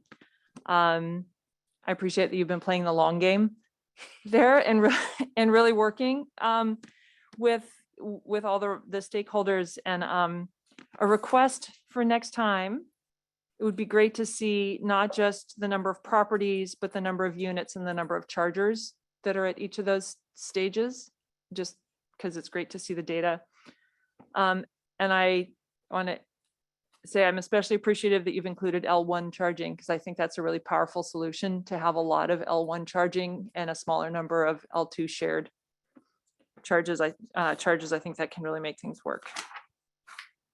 Hold on one second.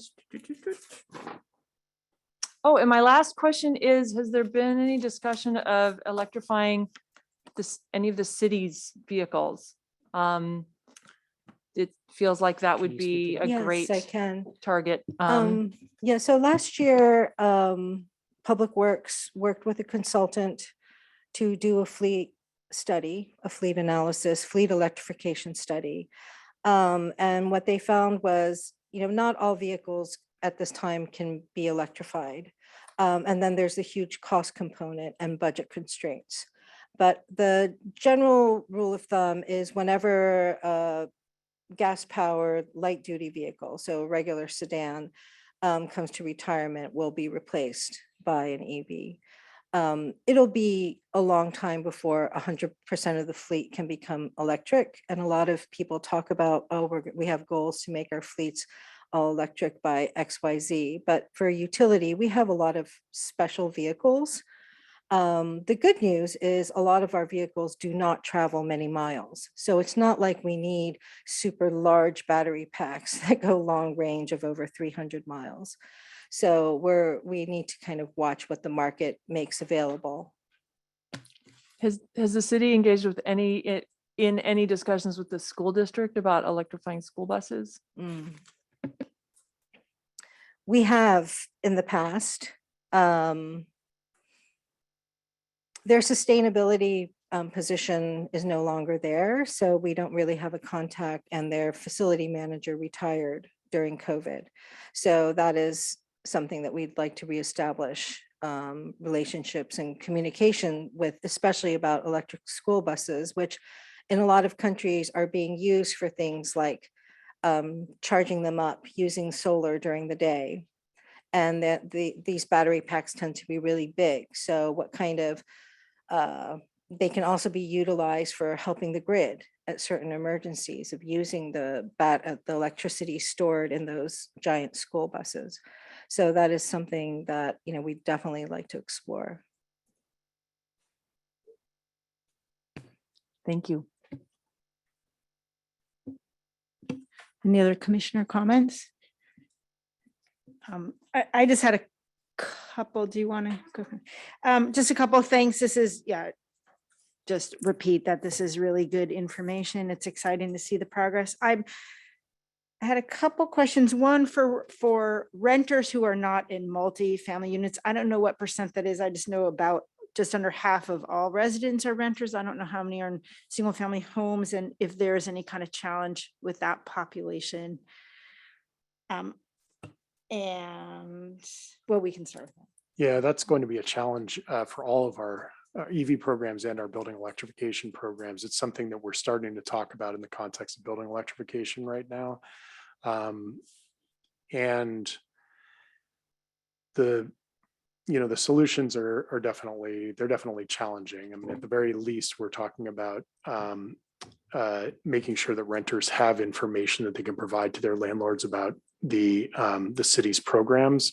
I think more exotic things we can look at are ways that renters and landlords could agree on how certain facilities are funded. And then there are state laws that I think we need to familiarize ourselves about a little bit more that give renters some leverage in making sure that landlords do provide those types of facilities, I think particularly around vehicles, but that's something we need to look into a little bit more. And being able to use those state laws might be a way that we can approach this. Hiromi, do you have anything you want to add there? That is a customer segment that is not easy, but I also think even a renter can plug into a 120 volt outlet. So I think that, our focus really needs to be, raising the awareness about level 1 charging is no joke. That it doesn't mean you should delay getting an EV because you don't have a level 2 charger at your house that you're renting. Yeah, that's a good point. And then with the permitting, and this just sort of goes to a bigger question. It seems like there's some delays in permitting. I don't know if you're the right people to ask, but if there's any barriers that we can remove or reduce or pain points that can be less painful. Obviously, and to the extent anything that the UAC can help with, that would be, I think hopefully, useful for everyone. So I would like to say, as someone who's trying to get these in the ground, I would always think, oh, permitting. But, the more I learn, the more I do feel like it is going smoothly. But we need to understand that there's so many different people, so many different departments and divisions that need to review these high voltage installations. So it's not something that can be done very quickly.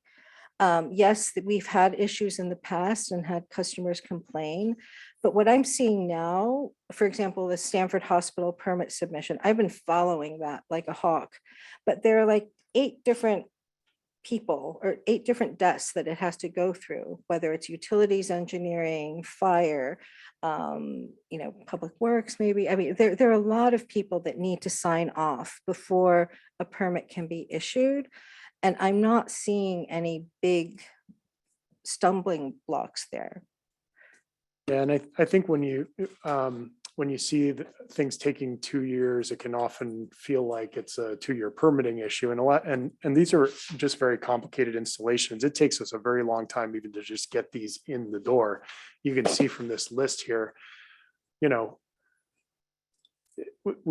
are a whole bunch of stages that have to happen, and this slide collapses some of the work that we do with the owners, into a single line, and it's actually, 5 studies and site visits and analyses and, a lot of talking with the owners.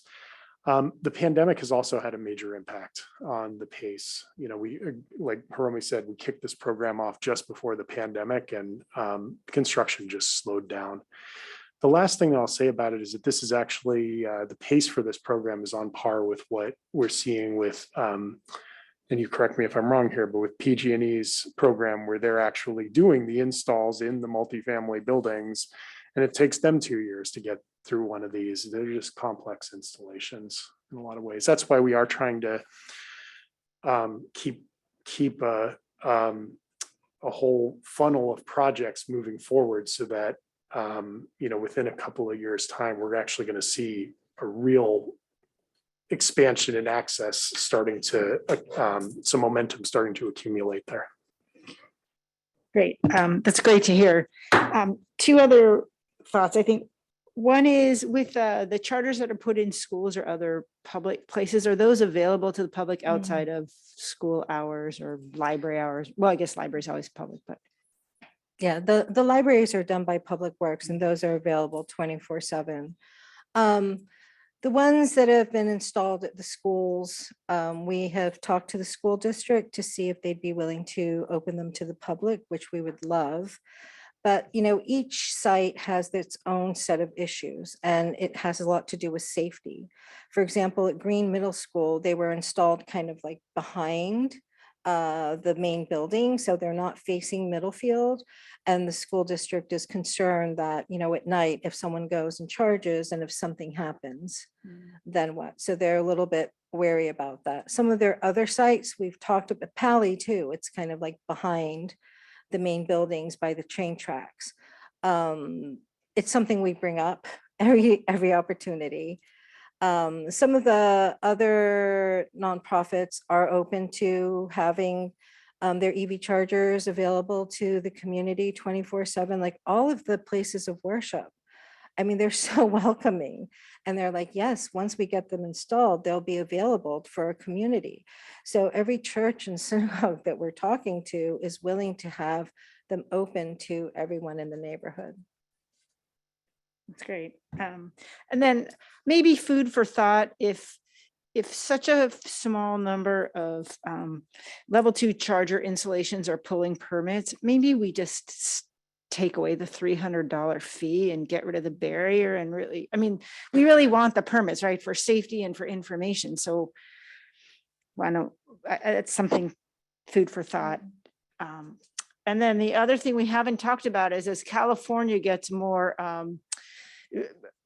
poses passes more legislation about EVs, there's the dollars, which hopefully we'll get, but also hopefully the mind share and just the reality there are going to be fewer combustion engine cars available here. So That's our hope as well. Councilmember Cormac. Thanks so much. It's like, I just pop up when I have something to ask. Ms. Kelty, it's really exciting to see how much has happened. I remember hearing about this, and there's an awful lot of things that have happened. And what I'm curious about is, what have you learned? What have you learned from the 6 completed projects? I feel like we make these assumptions that people charge, they drive somewhere during the day and then they come back and charge at night. And, are there things that are surprising that should inform how we think about these programs going forward? I think the first one is, I keep warning Jonathan that every one of these sites, there's drama. I mean, nothing is ever straightforward. I'm looking forward to the day when we have like a set recipe of how to do this. Right now, every site has its own set of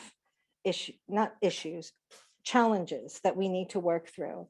The other day, Shiva and I and the electrician and our consultant and our engineers, we were at a site and it was super hot and 10 adults trying to problem solve. And it's not easy. Every single site has challenges. We are learning from each of them. But I think it's really important. The work we're doing is really important. An example is this large multifamily property we visited on that same hot day, and it has 100+ units, nice condos. One owner decided he wanted a Tesla charger in his parking space and spent over $10,000 to put the charger in. Not a big deal, right? You go into the electrical room, look at the conduit that he needed to pull and the crisscrossing that happens. And if you get 20 of your residents doing that, it's just unfathomable. So to be able to work with our customers in a cohesive way to plan for the future, I think is really important. The other thing is, when we say 9 permits submitted, every single one we're jumping up and down because every single one has taken over 2 years to get them to actually submit the paperwork. It's like, are you ready? Are you ready? Are you ready? And there's always something. So every single one takes a lot more patience than we think. And also, I think every single project will require a lot more staff time and attention than what we initially ever imagined. Hiromi, can I share a few of the Yes. challenges and insights that you've shared with me? So I think one of the lessons learned is reflected in here, this focus on that it doesn't all have to be level 2. Level 1 can, and this is reflected in what Hiromi talked about in the 101 Alma project, that level 1 chargers can provide real value. And so we've shifted the program to focus on that. I think we have fewer insights on charging behavior, in part because I think of an earlier insight of the high cost of fees associated with the more complex chargers that allow for in-depth tracking. And we wanted to get chargers out there. The data is nice to have, but it's more important that people are doing the charging. So we've gotten a little bit less information, I think, about charging behavior than we'd like. And there's probably some research we need to do on that.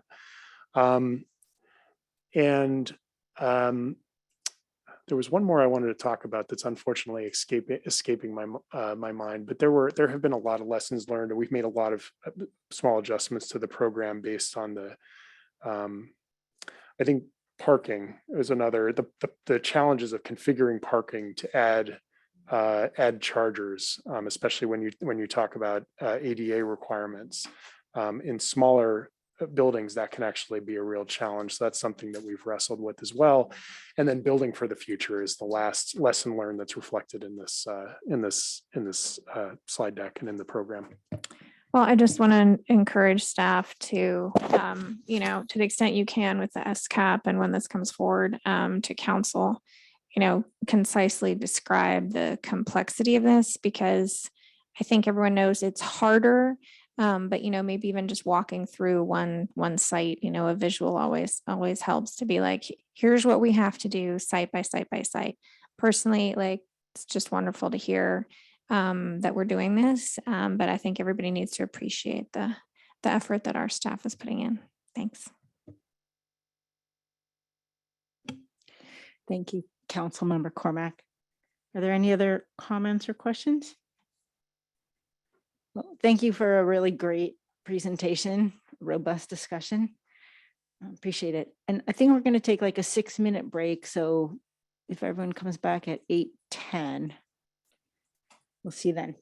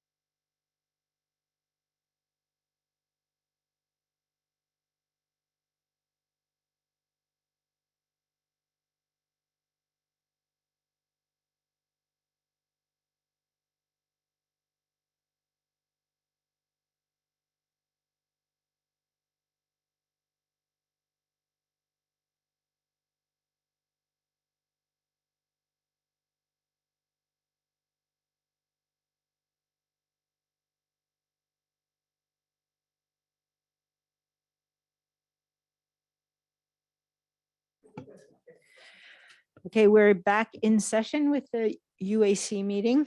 And our next item is the amendment to the bylaws to update the meeting times to conform with the new election schedule that we have already implemented, and changing the timing for submitting information for an agenda item. Is there any discussion from legal on this? Tabitha, is there No, any? there is not. And there is no staff presentation on this, other than I was just gonna talk a little bit, just a real quick about this is the update from the council's wanting to put all of the commissions on the same timeline. So as we have talked in the past about changing a few of the other items in the bylaws, that we had talked about the new start time, the election cycle, also talking about some of the two ad hoc committee commissions timelines on that. And then also too is that we changed where it took two commissioners to put anything on to the 12-month calendar to just a commissioner can put anything on the if it's agreed upon with the rest of the commission, put it on the 12-month rolling calendar at that point. So the changes, as you can see, are in red. The one exception of packet page number 76, 7.7, it's crossed out in blue and then with the S on the commissioners for allowing the review for the 12-month calendar. Thank you. And I should ask if there's any public comment on this. If there's any public who wish to speak on this item, please raise your hand, or if you're on a cell phone, hit *9.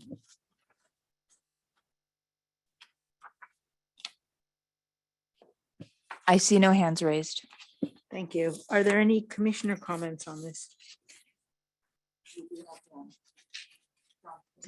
Vice Chair Johnston.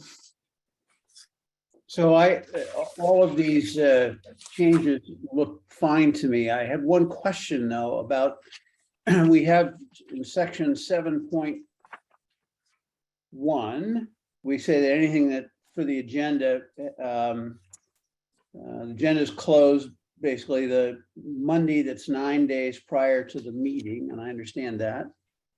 But in section 7.6, when we were talking about colleagues' memos, it says it should be provided to the director by noon 7 days prior to the commission meeting.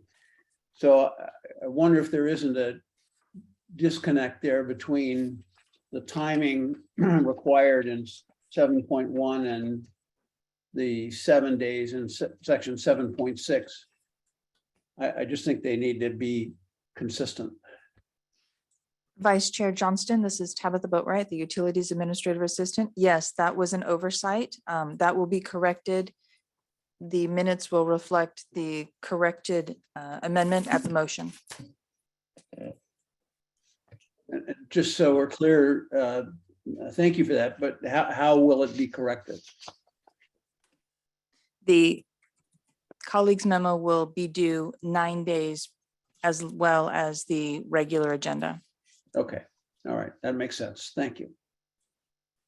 Yes, Commissioner Forcell. Can I ask, where did that change come from? How was it decided, the recommendation to do 9 days instead of 7 days?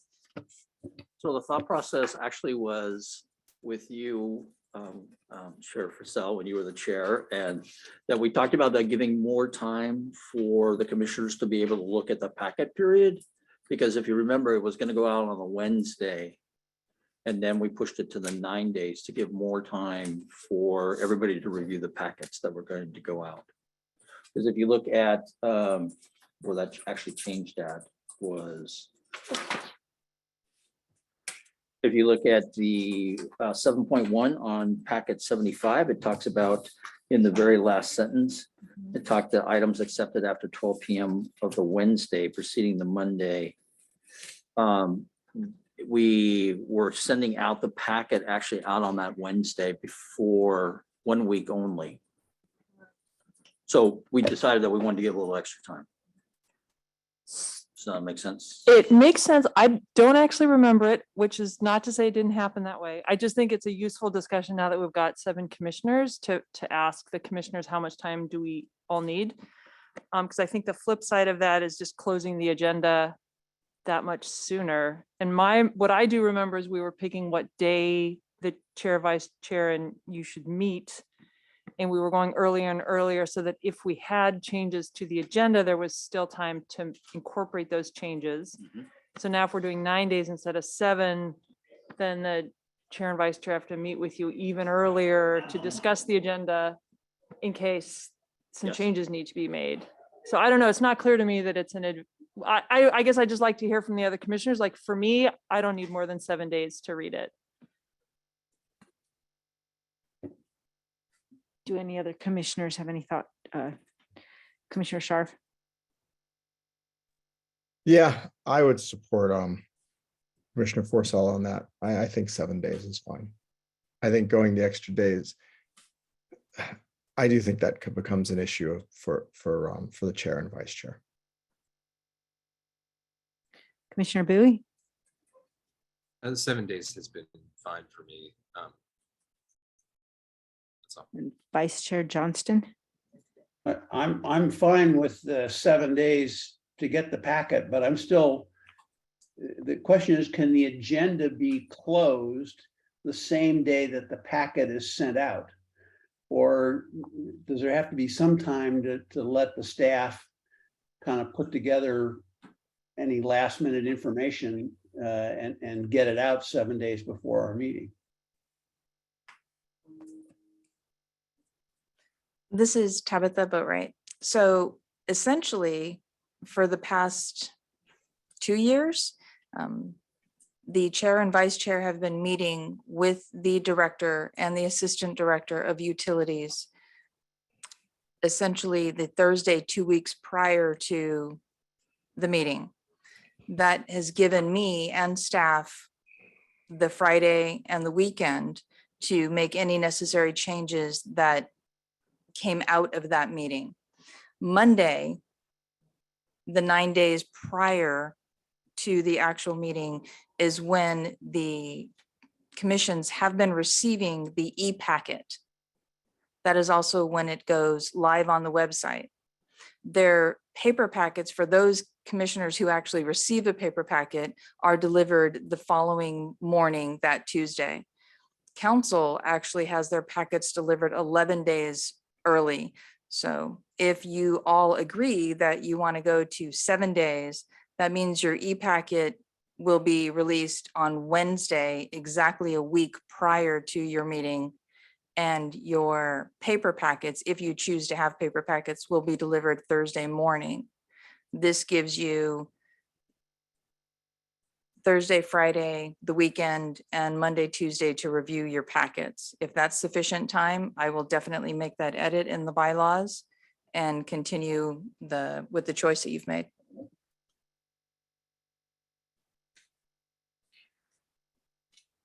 So if I'm understanding correctly, really it's our time to review is the only, we're the only ones who are impacted by the time change. It doesn't help staff one way or the other.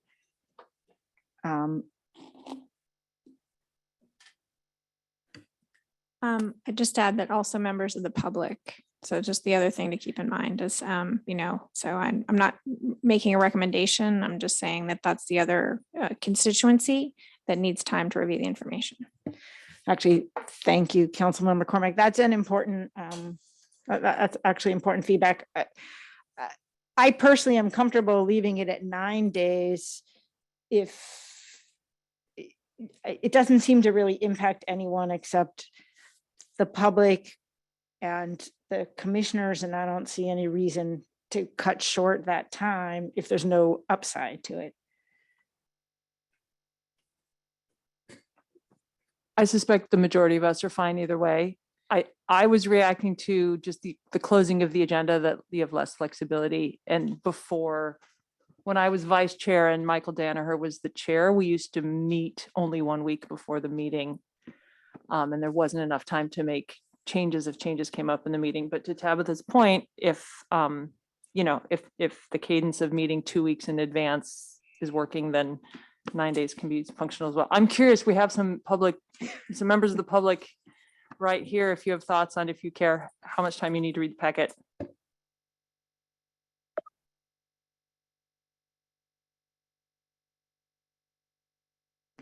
Okay, I think we solved the problem by meeting earlier. And that really does help give us some flexibility with setting the agenda and revising the agenda before it goes out. So that was the solution to a challenge that you faced earlier, Commissioner Forcell. And I actually prefer them more to provide a little more time, because I really appreciate giving that time to the public. So I would actually go with the proposal here personally, but unless there's some great pushback. The concept of actually adding it to the bylaws was, this is the way we've been doing it since early 2019. It was simply, it hadn't been an issue to change the bylaws. However, since the city council and the city clerk shifted the election of the commissioners, we needed to make that change. We figured we would make the actual change of anything else that needed to be corrected. Commissioner Scharf.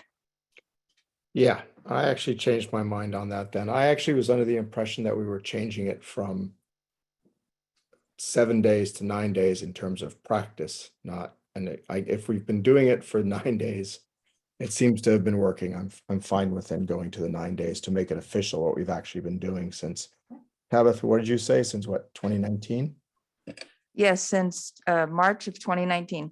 Yeah, so I mean, I think that's probably appropriate. I just didn't see why we would shorten what we were already doing, but if we're actually doing that already, I think we should just, I'm voting for the status quo. How's that? Thanks. And Vice Chair Johnson. Thank you. And I'm fine with the 9 days. I just want to focus on the timing of when the agenda is closed. In other words, the last time to actually submit something for the agenda, and when the packet goes out. As I read this, the agenda will be getting closed on Monday, 10 days or 9 days prior to the meeting. And the packet would go out the same day. That seems like a physical challenge. Actually, since all of the staff reports are complete and already in the packet, the Friday after the chair and vice chair meet, since the chair and vice chair meet on Thursday, I have that Friday to make any adjustments. If anything happens, we have Friday, Saturday, Sunday, and then Monday. If nothing happens, the packet is already together, and it simply goes out into an email to the commissioners, and it goes on the website. So the packet's already complete the Thursday before. The packet would go out that Monday. But in the case of a colleague's memo, section 7.6, you would be okay getting that on Monday, the same day you're going to send the packet out. Yes, the goal would be that I am already aware of the colleagues memo. Currently, we have a colleagues memo on the agenda for this evening. I was aware that there was going to be a colleagues memo. So if I have that information, I can prepare for it. I can make a space on the agenda. It's a simple matter of receiving the actual memo and putting it into the packet. Okay, that's great. I just want to make sure everybody was clear on that and that would work for you. Any other comments? Do we have a motion to accept the changes as proposed in the packet? I move to accept the changes with the amendment that we discussed, that the Oh, with the correction, thank you. Yeah. correction. I'll second with the correction that in 7.6, it say 9 instead of 7 days. And Commissioner Smith? Do you approve? I do approve. Thank Commissioner Bowie, Yes. I approve. Vice Chair Johnston, Approved. Commissioner Scharf, Yeah, yes, approve. Commissioner Forcell, Yes. Commissioner Metz, Yes. and I approve as well.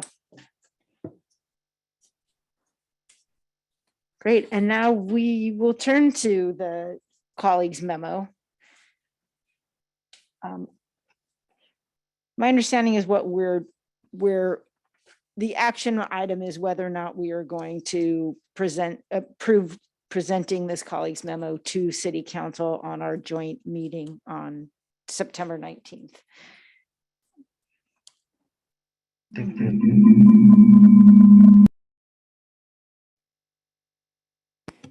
Are there any public comments?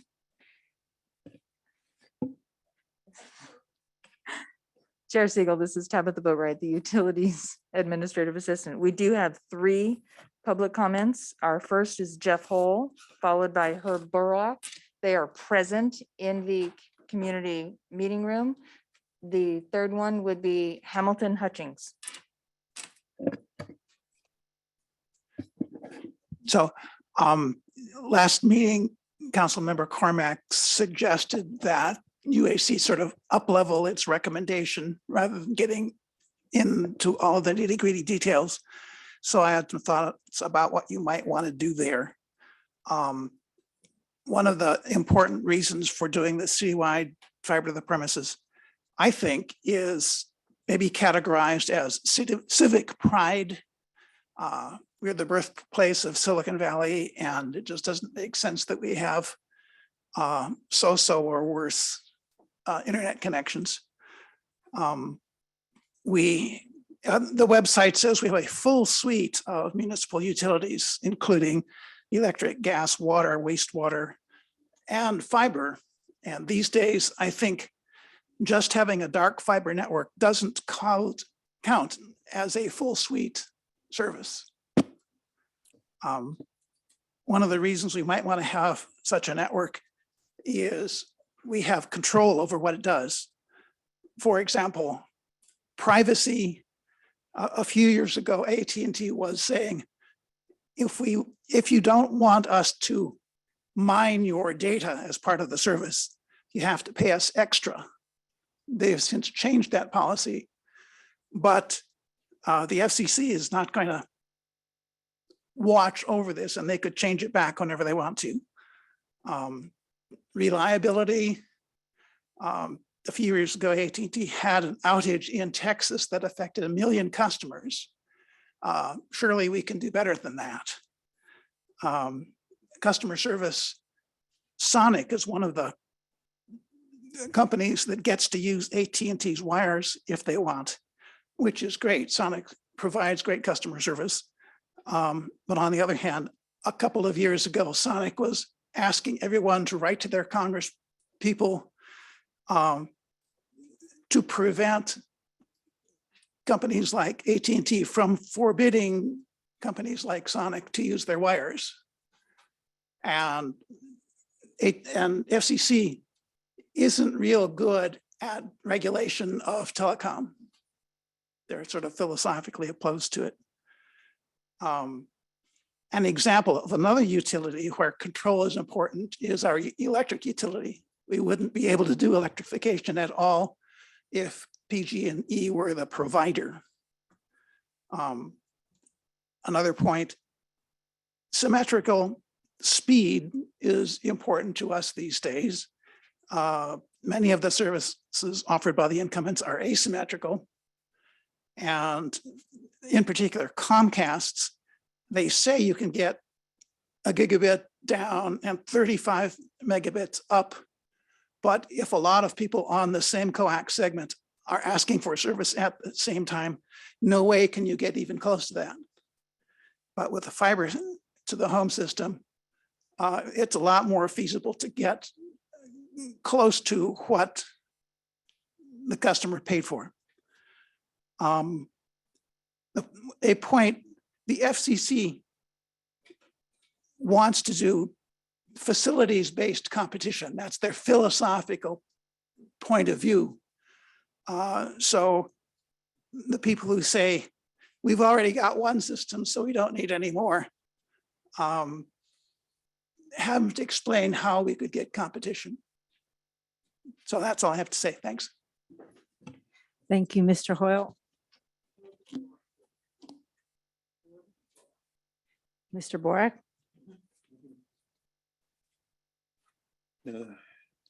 Good evening, Chair Siegel and Commissioners, and thank you, Vice Chair Johnson, Commissioner Metz, Commissioner Smith for bringing this proposal before you.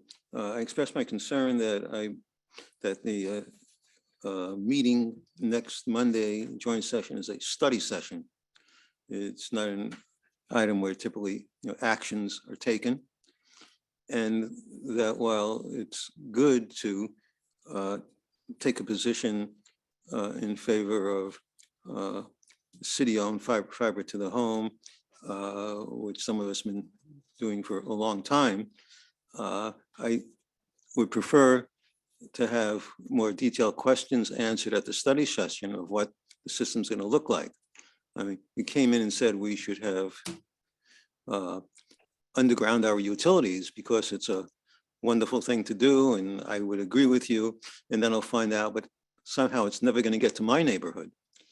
Or if you said it, repairing the sidewalks at a certain standard and say, well, we can't finish the city as quickly as we want to, so we'll do a lower standard for the rest of the city. And when that's done, we'll come back and finish it to the higher standard. And when that point came, the new council was not bound by the previous council, and so they didn't do that.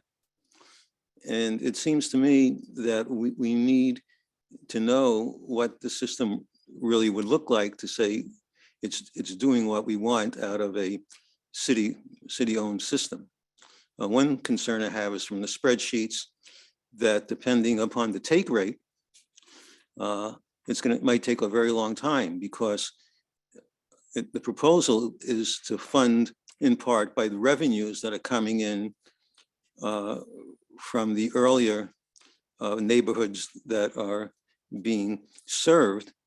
And the assumptions are based on the return of the survey, but there's no particular reason to think that we have a random sample from the 20-odd thousand people who came in and who received the questionnaires.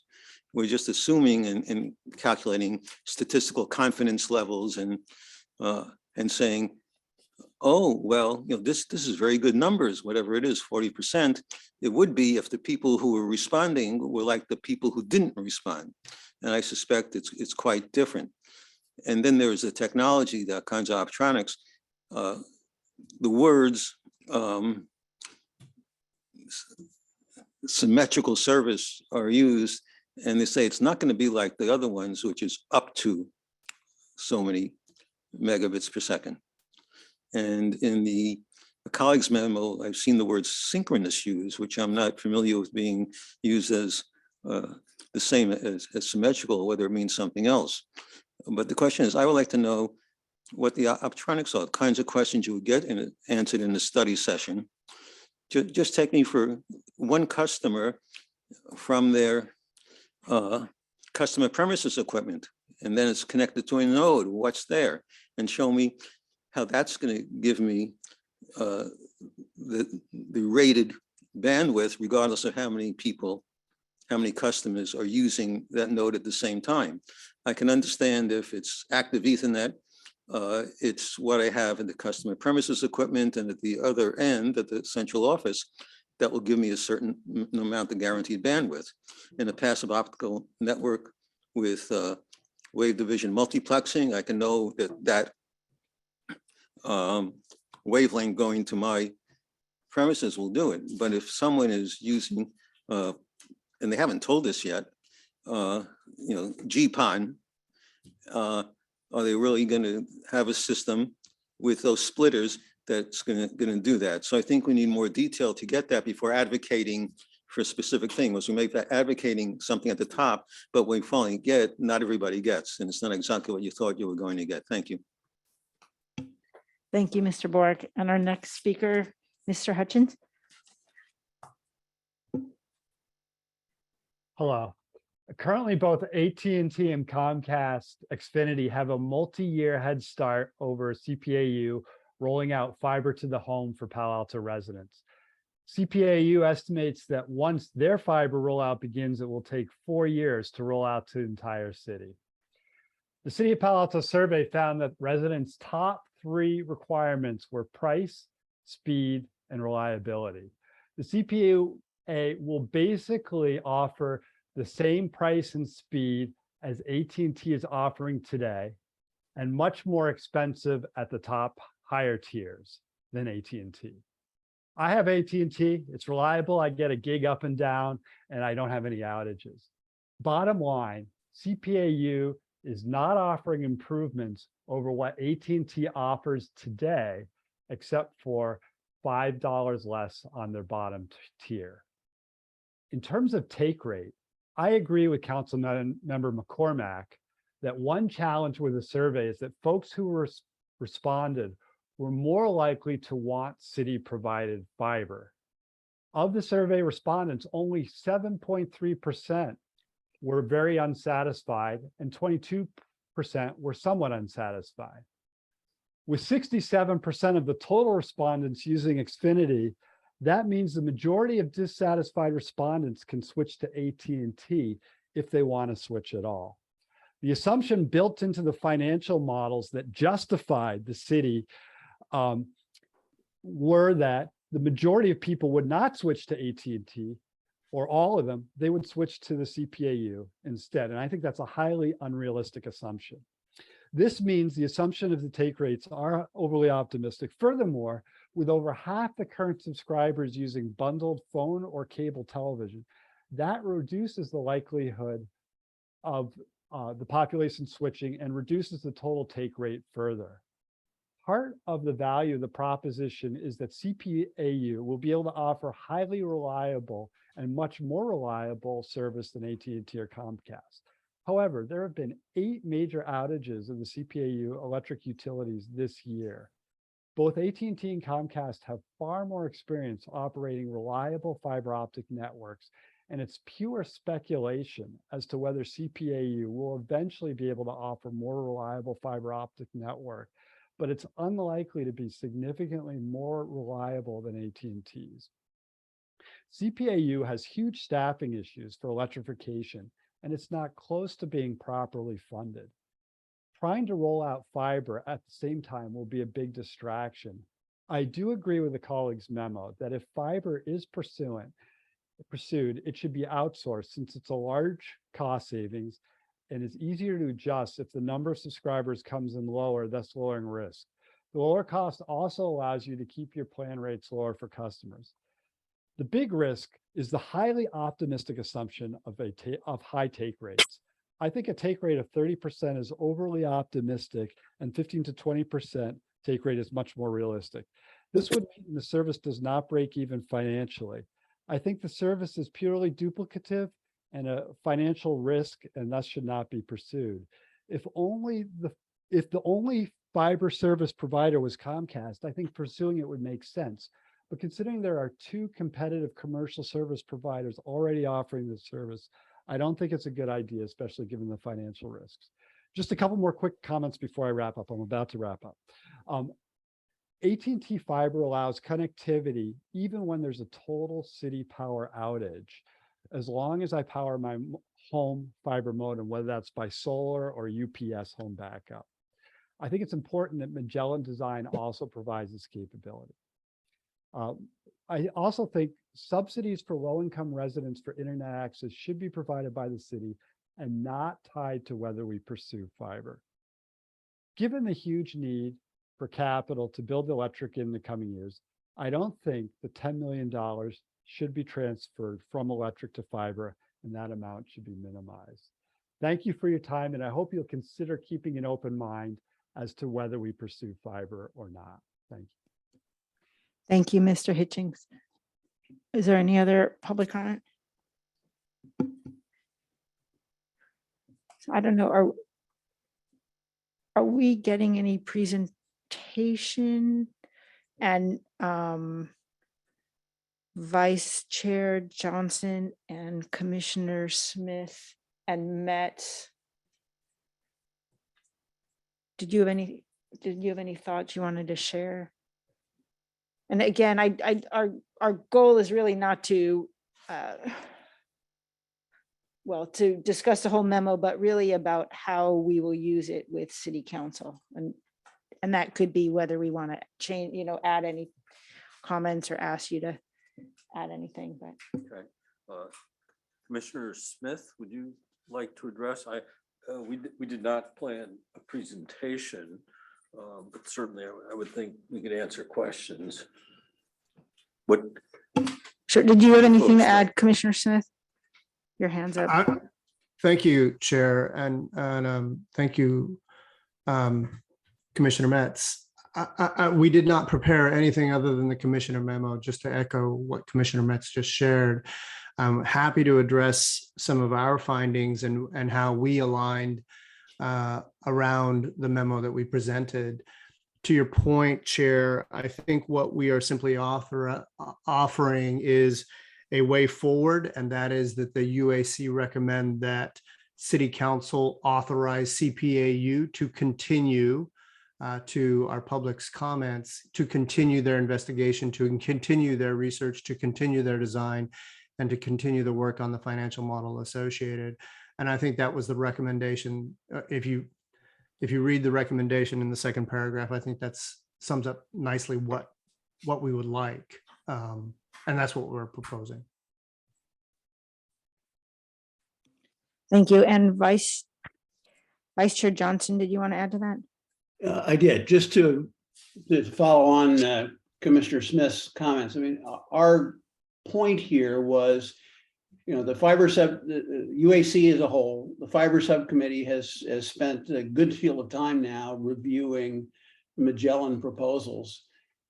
In preparation for the study session, our goal was not to preempt the study session by any means. Our goal was to basically give, our view at this point, given all that we've looked at, should we proceed forward or not? And we believe the answer is yes. And we thought it would be helpful to the discussion with the City Council if the UAC could indicate its view at this point. We didn't see another way to kind of do that as a formal matter. So that was the purpose for the memo. Thanks, I appreciate it. And it's clear there's a lot of time that was put into the memo. Commissioner Scharf.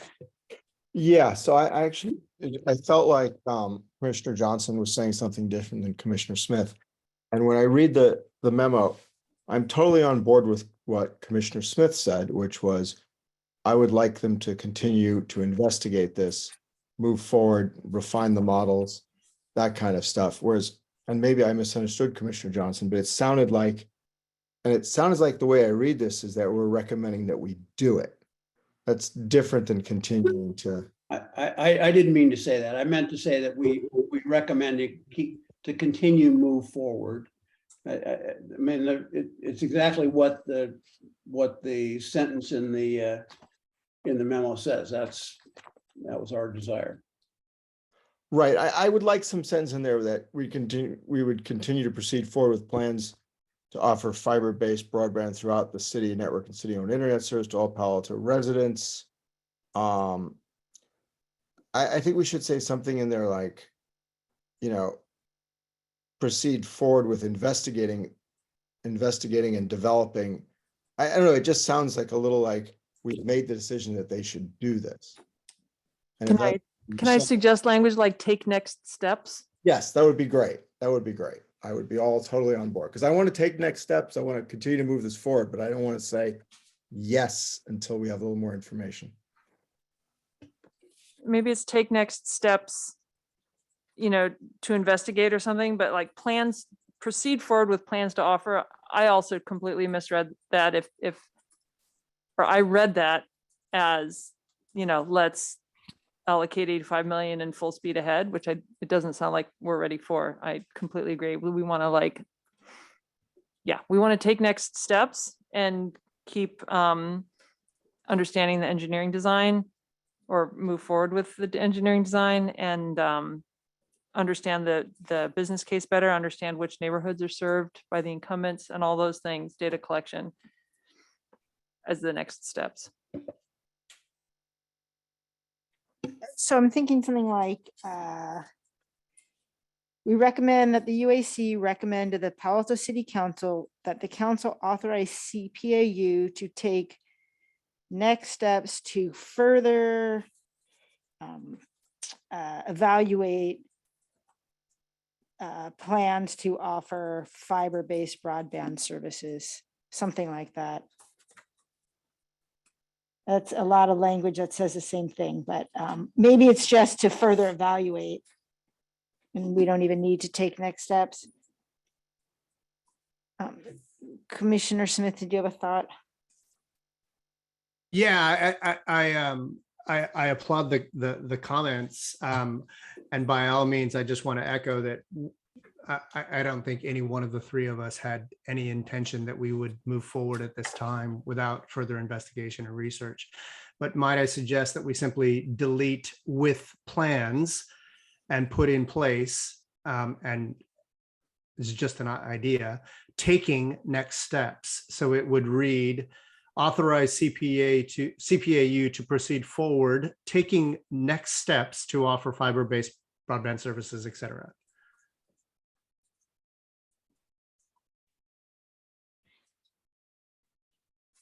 I think we just leave it as CPAU to take next steps or something, or to evaluate further. I guess what I'm reacting to is, I just want to be clear, this is still in the evaluation phase, and yeah, we want to dig deeper into it, but that's the clarity that that's the part I got a little tripped up on with the original language.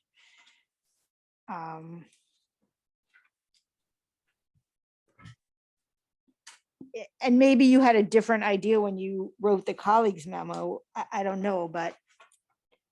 No, I think we really are saying all the same things. You know, I won't speak for my colleagues, but from my own personal impression, I think we were truly looking for the UAC to come behind this, as we have done in the past, and say, let's research it. Let's continue the work. We engaged through CPAU, we engaged Magellan. We still have more work to do. Magellan has still more work to do. City Council absolutely have a significant amount of work in front of them when it comes to this. And we're just offering our perspective based upon where they're at today, where CPAU and Magellan are at today. Okay, so what about something like authorize CPAU to further evaluate offering fiber-based broadband services through a city-owned FTTP, et cetera? In other words, just delete with plans. To proceed forward with plans, and I've crossed it out so many times. I can't What read. about if we said that we authorize CPA to take next steps towards offering fiber-based broadband services? I mean, that's even better. I guess okay. Well, Can I ask a question before we further debate the language? Where are we at with Magellan? What work do they have left to do on their current plan? This is Dave Yen, Utility Strategic Business Manager. I think they're about 92% done with the engineering design. They still have another 1,400 poles to survey, mostly in rear as easements. So that's what's left of the engineering design. And regarding the financial models and business models, I think they're waiting to hear back from UAC and Council on what the next steps or guidance are, and they'll refine it as needed. Will Magellan be presenting at the joint session? Yes, John Honker and one of his staff will be there in person. Okay.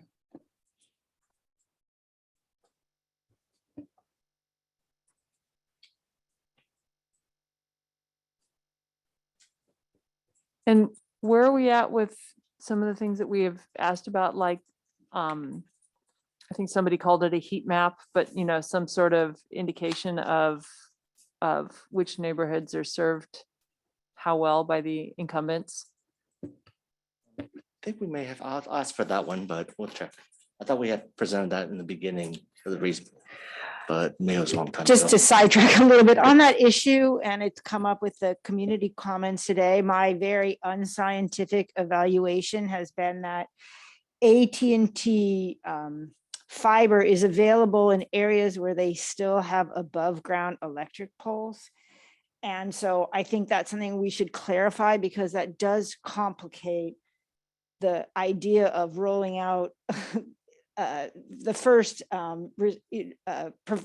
services offered to communities that already, or neighborhoods that have above ground poles, because they'll be competing pretty dead on with AT&T. And anyway, so I'll just leave it there. But I guess maybe I'm just have really poor memory, but I don't feel like the UAC has been presented that information in one of our past meetings. That's why I'm asking. I thought we did. I think it was part of the market assessment in the very preliminary meetings. I think they analyzed and said that Comcast passes throughout the whole city, and AT&T fiber passes around 25% of the city. So if AT&T fiber is not available to the majority of the city as of right now.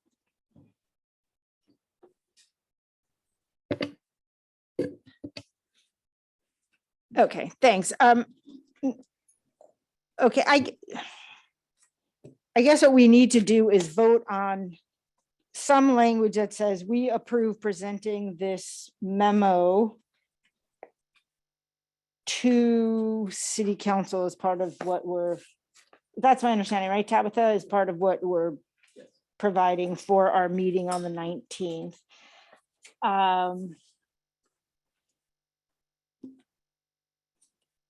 I don't know technically how it works if we want to modify what the language is in the memo, because the memo has a proposal in it, or if we need to just separately have whatever language, and this comes as it's written, because it's already in their packet.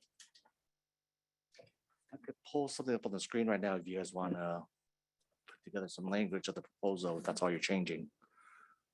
And then Right, I mean, I just this is already in your packet, and so So I don't think it's in Chair their Siegel, pack. So this is not. it so wasn't in their packet. Okay. So we wanted to hold this meeting tonight to see if anybody wanted to make changes from the commission. And then the idea was that we were going to send it as a late packet Okay. for, I guess that's next week, the 19th. This, yes, we go tomorrow. So we can make changes. Okay, thank you, that's helpful. Like goes late packet. I'm a little bit confused. Oh, sorry. May I speak? I'm a little confused on whether we're like, I'm fine with the council seeing this memo as authored by Commissioners Johnston, Metz, and Smith. I'm a little wary of saying I agree with everything in the memo. So I don't know. So that leaves me with, I don't know what I'm supposed to vote. Like, I'm happy for council to see it as authored by them, but I don't feel like putting my own name on as co-author because I still have some reservations. So yeah, I mean, that's better. Help me understand what to do with that. I think that's okay as well, it's fine as long as you guys vote to approve being presented by just a subcommittee and not by the full UAC. Can we do something that says the UAC, whoever votes for it, approves presenting this memo and wants council to understand that this may or may not reflect the full UAC's position and it's coming from the subcommittee? Can we do something like that as our motion? And that way, this is what it is and it's coming from them and it's right, because we're not going to rehash this whole memo. It's a colleague's memo and it is what it is. But the way it's written maybe suggests Can I suggest that we stated and come across as a memo from the subcommittee, but I would suggest that we state it in a more positive way, that the UAC established a subcommittee. Subcommittee did all this research and came back with unanimous conclusion, which was A and B and C, which we just talked about, and that's it. I appreciate that, but I guess my hesitation is that I don't know that I want to adopt everything that's in this memo to reflect upon me. So it may have been a unanimous decision by the subcommittee, and I appreciate that, and I appreciate all the work that went into it, and I don't want to in any way take away from that. But I just want it to be clear that it's the voice of a minority of the commission. And we're not here today to be discussing the content. And so it makes it a little awkward for those of us who aren't on the subcommittee, I guess is where I'm coming from. I would adopt Chair Siegel's point. I mean, otherwise we'd have to rehash. It's 9 o'clock. We're supposed to be ending at 9 o'clock. I think it's the only thing that makes sense is to say that subcommittee we approve the subcommittee presenting this to the full council, but it may not reflect the views of the rest of the UAC. I mean, frankly, if we were going to hash out this memo and come up with a memo for the entire, it would take us at least another hour and a half at least. Or a lot longer. Or a lot longer. I mean, that's what I mean. Anyway. I think the only thing we can do, given the time constraints, is do what Commissioner Siegel or Chair Siegel just said. Well, could we also say, if it's true, that the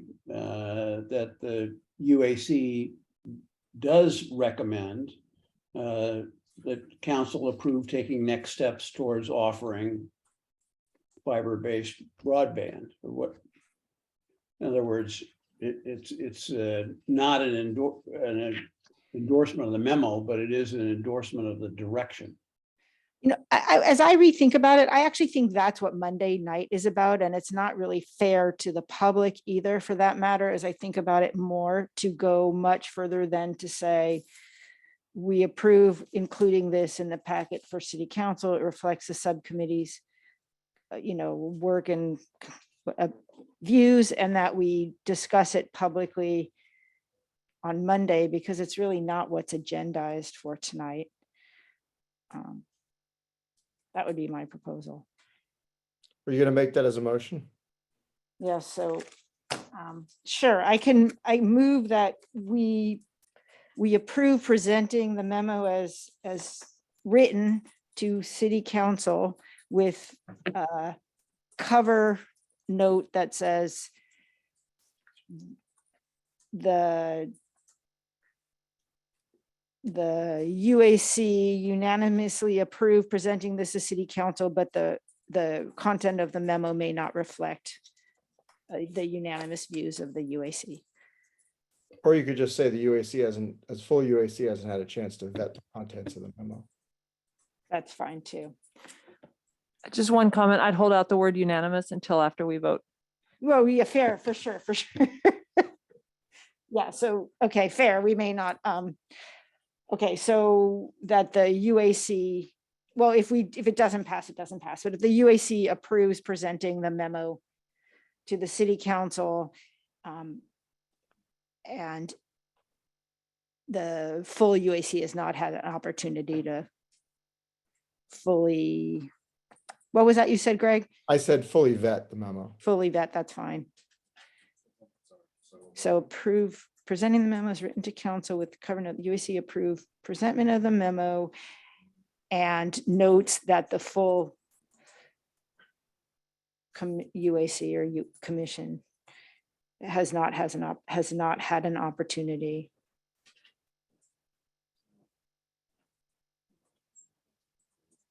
What's that? No, what was that? Has not yet taken a position.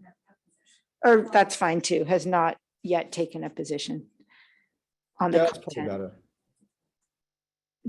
Just has not yet taken. Yeah, it's not yet taken a position. Thank you. That's great. Okay, so May I add one? please, Can we call it the subcommittee memo? presenting the colleagues, yeah, the fiber subcommittee.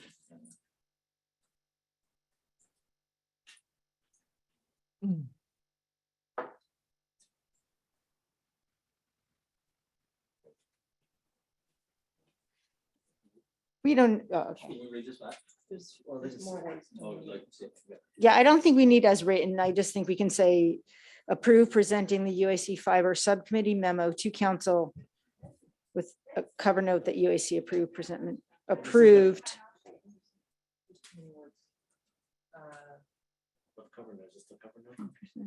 Cover note.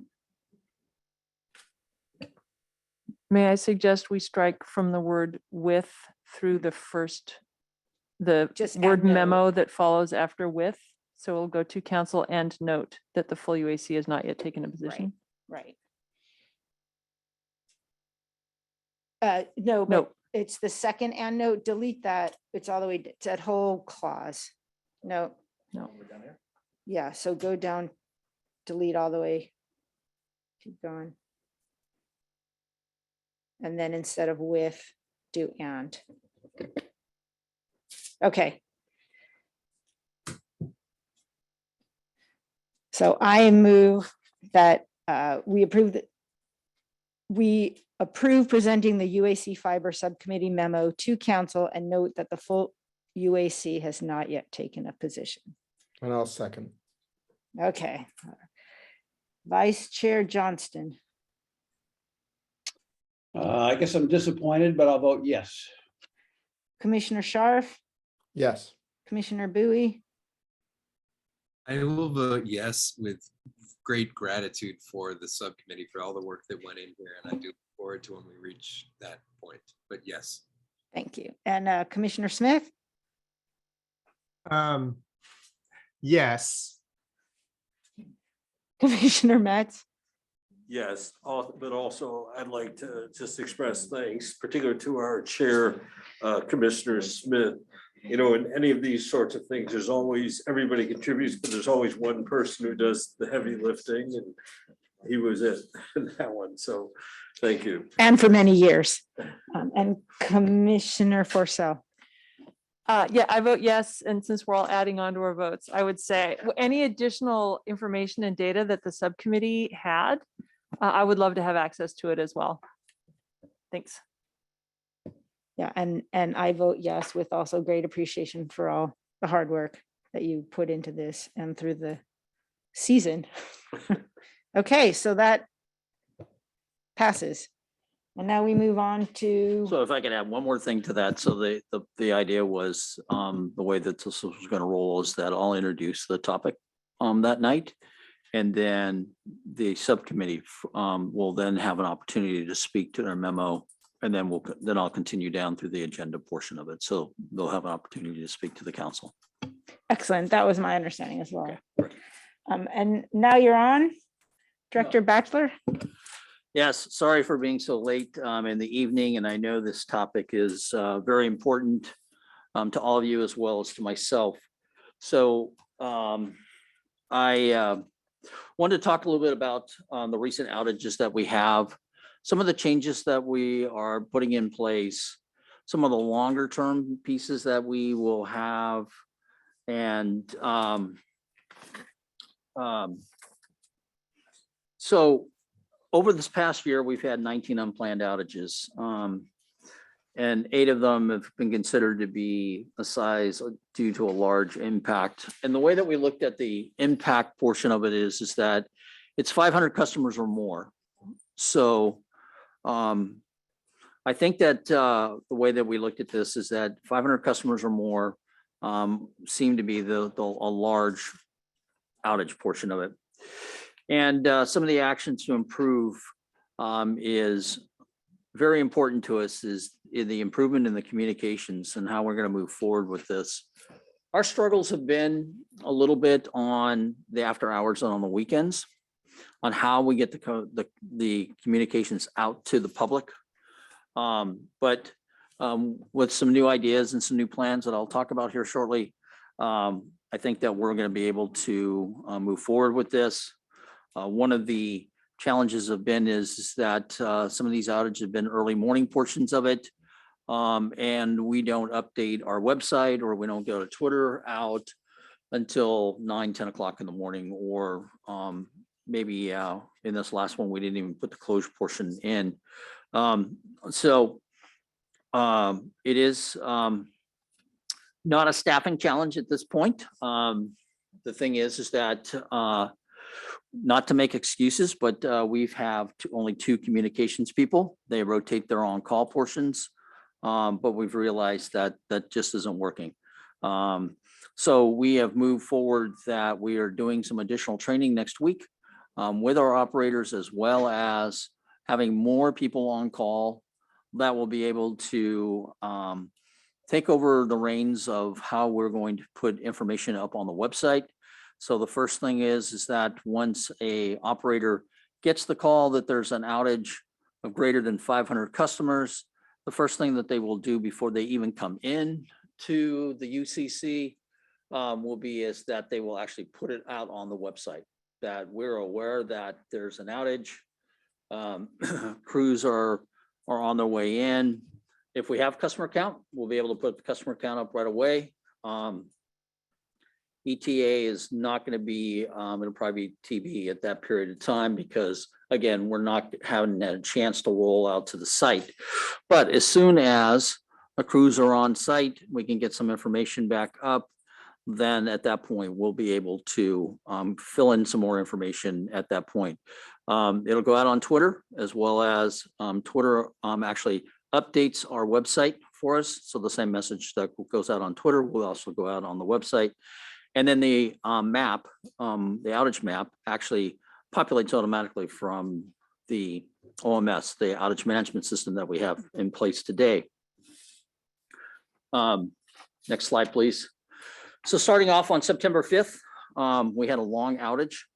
Part of it was extremely warm out there, and we actually had a transformer and cable that failed that affected 4,500 customers near the downtown area.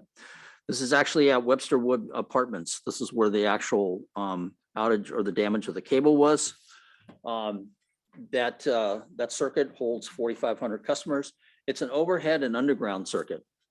So we were able to go out and look at the overhead. There was no issues with the overhead section of that. We were able to then turn customers up, restoring the majority of those customers by about 2:40 in the morning. And then we had struggles trying to find the actual outage piece. So Webster Woods has transformers that are actually inside of the apartment complex. There's 7 transformers in that complex. They're not on the outside. They're pad mounted transformers. And so they're not in the surrounding areas on the sidewalk areas or underground in that area. They're actually inside the apartment complex. And so we worked until almost about 9 o'clock at that period of time before we were able to get customers back up at 8:50 in the morning. Like I said, a very long outage. Should have, it took us some period of time to actually find that and be able to fix that transformer and that cable. And unfortunately, the following day, that we had another outage for about a half an hour. This is the one that you saw, probably most everybody saw this in the paper portion of it. This is where there was a miscommunications with our Northern California Power Agency and the California Independent System Operator. And so when the Independent California operator, they're the ones that actually run the grid. They are the ones that are looking at the grid. They're looking to see how attacked it is for that day. Again, another warm day. Apparently there was a communications to the dispatcher at NCPA, who was instructed then at that point For what they heard at that time was that Palo Alto needed to drop about 7.3 megs worth of service. That evening, we dropped 1,700 customers and then also the business park so that we were able to provide that. Shortly after that, within the hour's time, we received notice from NCPA that we are all clear and that we need to go ahead and go back and turn those customers back on.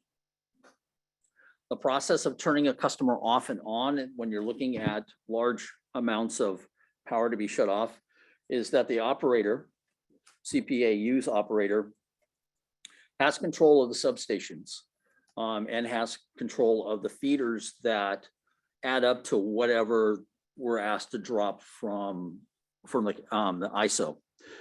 And so it's just push a button, the breaker opens, it's done, power's dropped, push a button, breaker close, power comes back on. So it's pretty automatic at that period of time.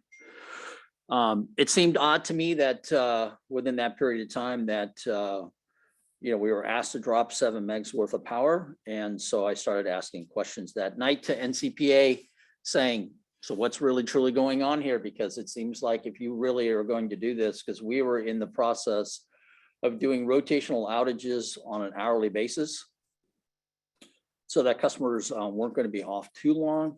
Typically, when they ask for power like that, it's usually going to be for a little bit of period of time. And the reason for that is that the solar power that is being generated is going down around that 6 o'clock period of time. So as the generation on the transmission lines that run through California, those generators, that solar is coming offline. And that's what causes the transmission lines and the generators to not come on because there is no more generation at that period of time. So that's how we get into these rolling blackouts. The other interesting thing, as I asked that night, was there were four other, counting ourselves, it was 5 cities that were asked to drop power. Santa Clara was asked to drop a large load. We are the second largest in the NCPA, so it goes by percentage of how much that you would use in a typical day, and it goes on. Alameda had a drop load. Hillsburg had to drop power. Ukiah and Lodi. But everybody got the same message within an hour's time. Everybody was turning customers back up. So it was odd. So it just so happened that there was a meeting with NCPA the next day with all the entities that had to shut that down. And then we questioned it hard with them about this. And they went back and listened to the tapes. There was a miscommunications between the ISO and NCPA operator. The operator from NCPA understood to drop load now. The ISO operator said, nope, didn't ask for that, should have never happened. The governors came out the next day and said, we didn't have to shut down any power.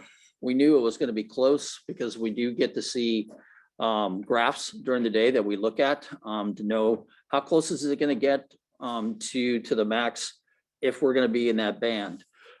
We did communicate out that when we get into stage 1 and then stage 2, and then there's a stage 3. Once you get to stage 3, you pretty much know that you're probably going to end up having to shed some load during that period of time. So again, NCBA came out with an apology letter. We put that back out and communicated that piece. It was an unfortunate situation of that. And then the next day, we had another power outage, and unfortunately, that is the same circuit that we dropped on the first day of those 4,500 customers. So unfortunately, they went down twice within 2 days.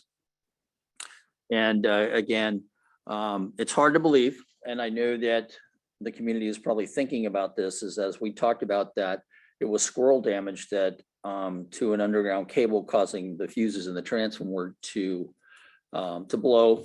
And then we had to replace a piece of cable. So the story really back on this is that, so this is an overhead underground line of a feeder. The overhead goes to a certain point. The rest of the lines then are undergrounded. And at the corner pole, as where the underground rises to the top of this pole, the squirrel was up in the air, up on the line, and got entangled in between. If you look at electric power lines, you have 3 lines that are on the very tip top. Those are 12,000 volt lines. There's one that sits on the very far end of a cross arm. And then there's 2 lines that are fairly close, probably 18 to 24 inches on the one side. The squirrel somehow got entangled, caused the fault. What ended up happening was the fault actually went down the riser, and about 50 feet across the street is where we lost the cable at that period of time. And we were able to move most of those customers back up in power, but it still had an effect. Outage was about 2 hours at that point. Not to downplay the 2 hours, but the importance is, again, that we were able to get the information out. Again, core hours, not too bad. We're able to communicate it much better. I wouldn't say it's perfect. It's far from being perfect. But we were able to get out on Twitter. We were able to get it up on our website. And then we were able to restore power within 2 hours in that area. Thank you. So the last one was, again, now Sunday on the 11th. Unfortunately, there was another 3,300 customers that were dropped because of a car pole accident at Highway 101 in the Embarcadero. The interesting thing about this one is that that pole sets quite a ways away from the actual on-ramp or the off-ramp portion. It's interesting how far he actually traveled to knock that pole down. The fortunate thing was that there were no power lines dropped on the freeway. It is an aerial run that runs from one side of the 101 to the other side of the 101. It did take us all day. We were able to pretty much pick up most of those customers by 7 o'clock, and then approximately 50 customers in the Edgewood Plaza remained without power. Unfortunately, again, till 5 o'clock. But crews were able to respond. We ended up having to take out a new pole, had to restring it and put new cables up in the air. There was quite a lot of work that had to be done in that area, but again, a long time for customers to be out, even the 52 hours before we're able to get the majority of the customers back up. So one of the things that I don't think we've really talked about too much from a commission standpoint, that CPAU follows the California Public Commission's guidelines for inspection and equipment replacements. And we have to do patrols on a yearly basis. So we do a visual for all the overhead, underground, wires, cables, equipment, switches, everything has to be done within a year's time. And then year 3, we actually do a detailed inspection where we actually open up every transformer, every splice, every switch in the underground sections. The one thing that we don't do and we can't really do is that we don't inspect the underground cable.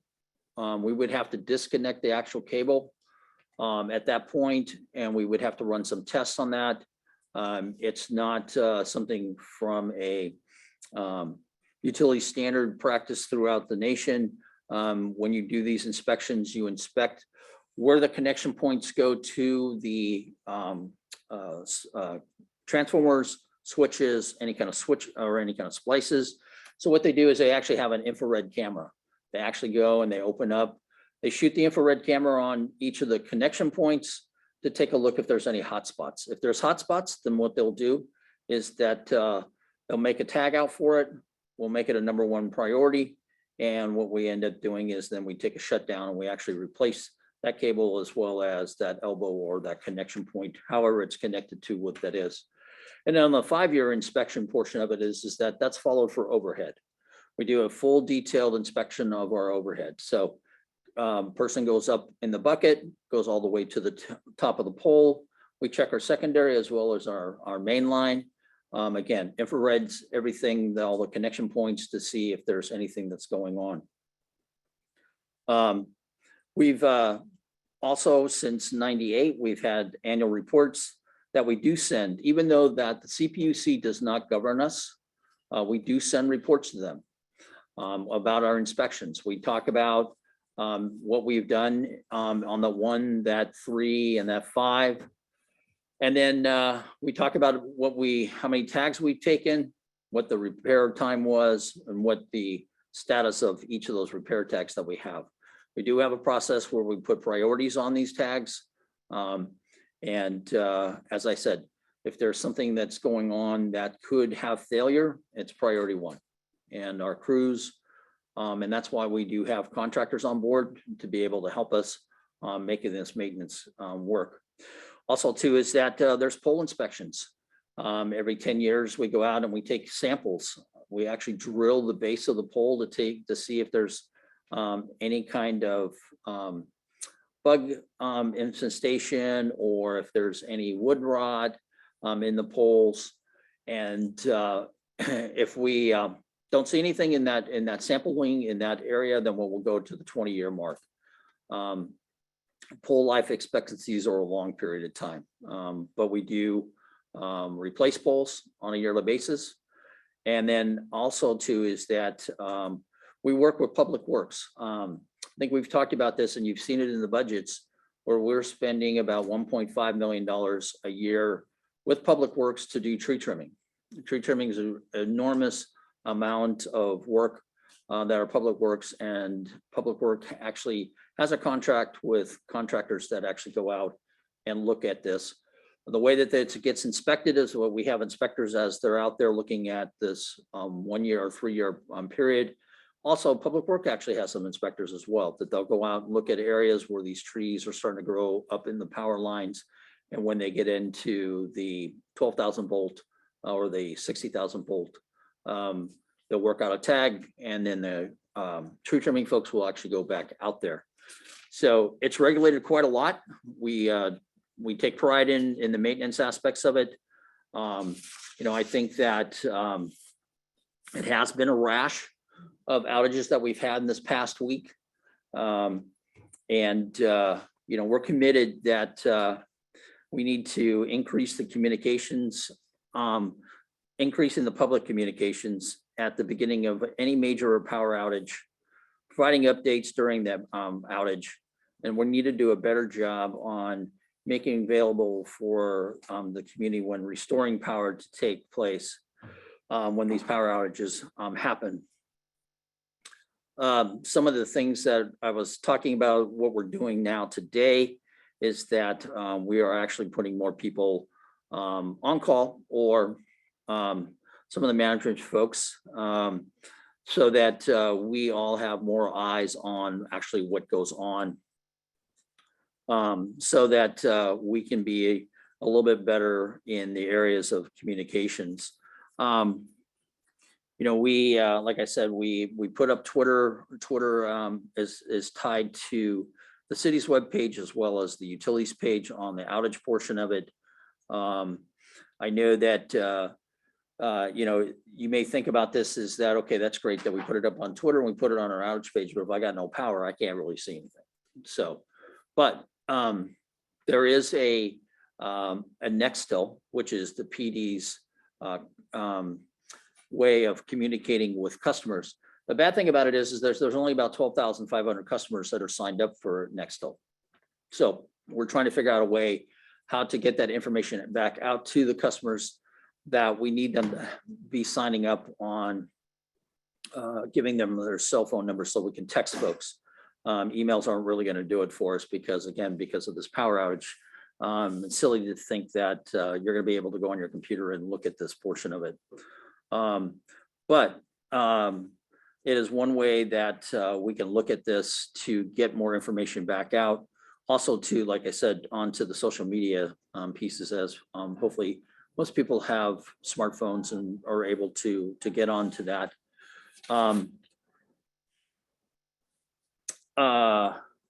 So one of the other things that we're looking at is that any small outage. So we just talked about 500 or better. So any small outage, 50 or to 500. And we have a lot of those. A lot of the majority of those 19 are smaller outage portions of it that we have, where it might be a transformer or it might be isolated to an area where you have 5, 10, 12, 13 customers on one transformer. So the outage map always comes up. And one of the things that we are going to add to that is to communicate out is that we're actually going to notify this back up on Twitter that there's a small outage in. We don't want to be specific exactly where that location is, just from a safety perspective, but we will give some cross streets on what where that outage might be. We'll also try to get ETAs, and then how many customers are affected of one of those small outage portions of it. And again, the other thing what we are going to do is that in the 500 and larger customer portions of it, is that we're going to make sure that we're able to update information onto the website, onto the Twitter social pages every 2 hours, or if there's any kind of change. So if the change might be that 1 hour from now, we were able to pick up 1,200 customers, we'll make sure that that gets out. And then maybe it's another half an hour, we picked up another 500 customers. So any kind of updates that we have, or if maybe the timing has changed because there's more work that has to be done and the ETA is going to change, we'll put that up as well. If not, then every 2 hours, we're going to make sure that everybody is aware that this outage is still going on. There's X amount of customers that are out, and the crews are working on it. 2 hours next from that point, there may not be any update. It's going to be the same information that's going to be out, but we believe though that the public has the right to know what's going on, and we need to do that. So it's very important that we do this, and maybe it's over communication, and maybe folks might think it's a little bit more of a saturation of information, but we're taking it very serious that this information has to get out to the public. So the question then comes around is, what should I do? What should I do when there is an outage in my area?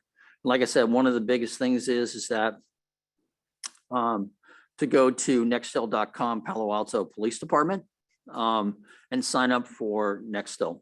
The other thing is to confirm power outages, is to go to the outage information map. The outage information map is working right now. It's based off of our GIS mapping portions of it, so it actually helps and be able to tell where these outages are and what the surrounding area is. I think also too is that the other idea is that for subscribe to emergency alerts. So sccgov.org is another way that we have been pushing out some messaging on that. And then the other thing is any of the social media platforms. But again, going through paloalto.org connect will get you to those social medias. You don't have to have an account on Twitter. You can pick that up off of the utilities page. And you'll be able to see what's going on. Let's see. I am at.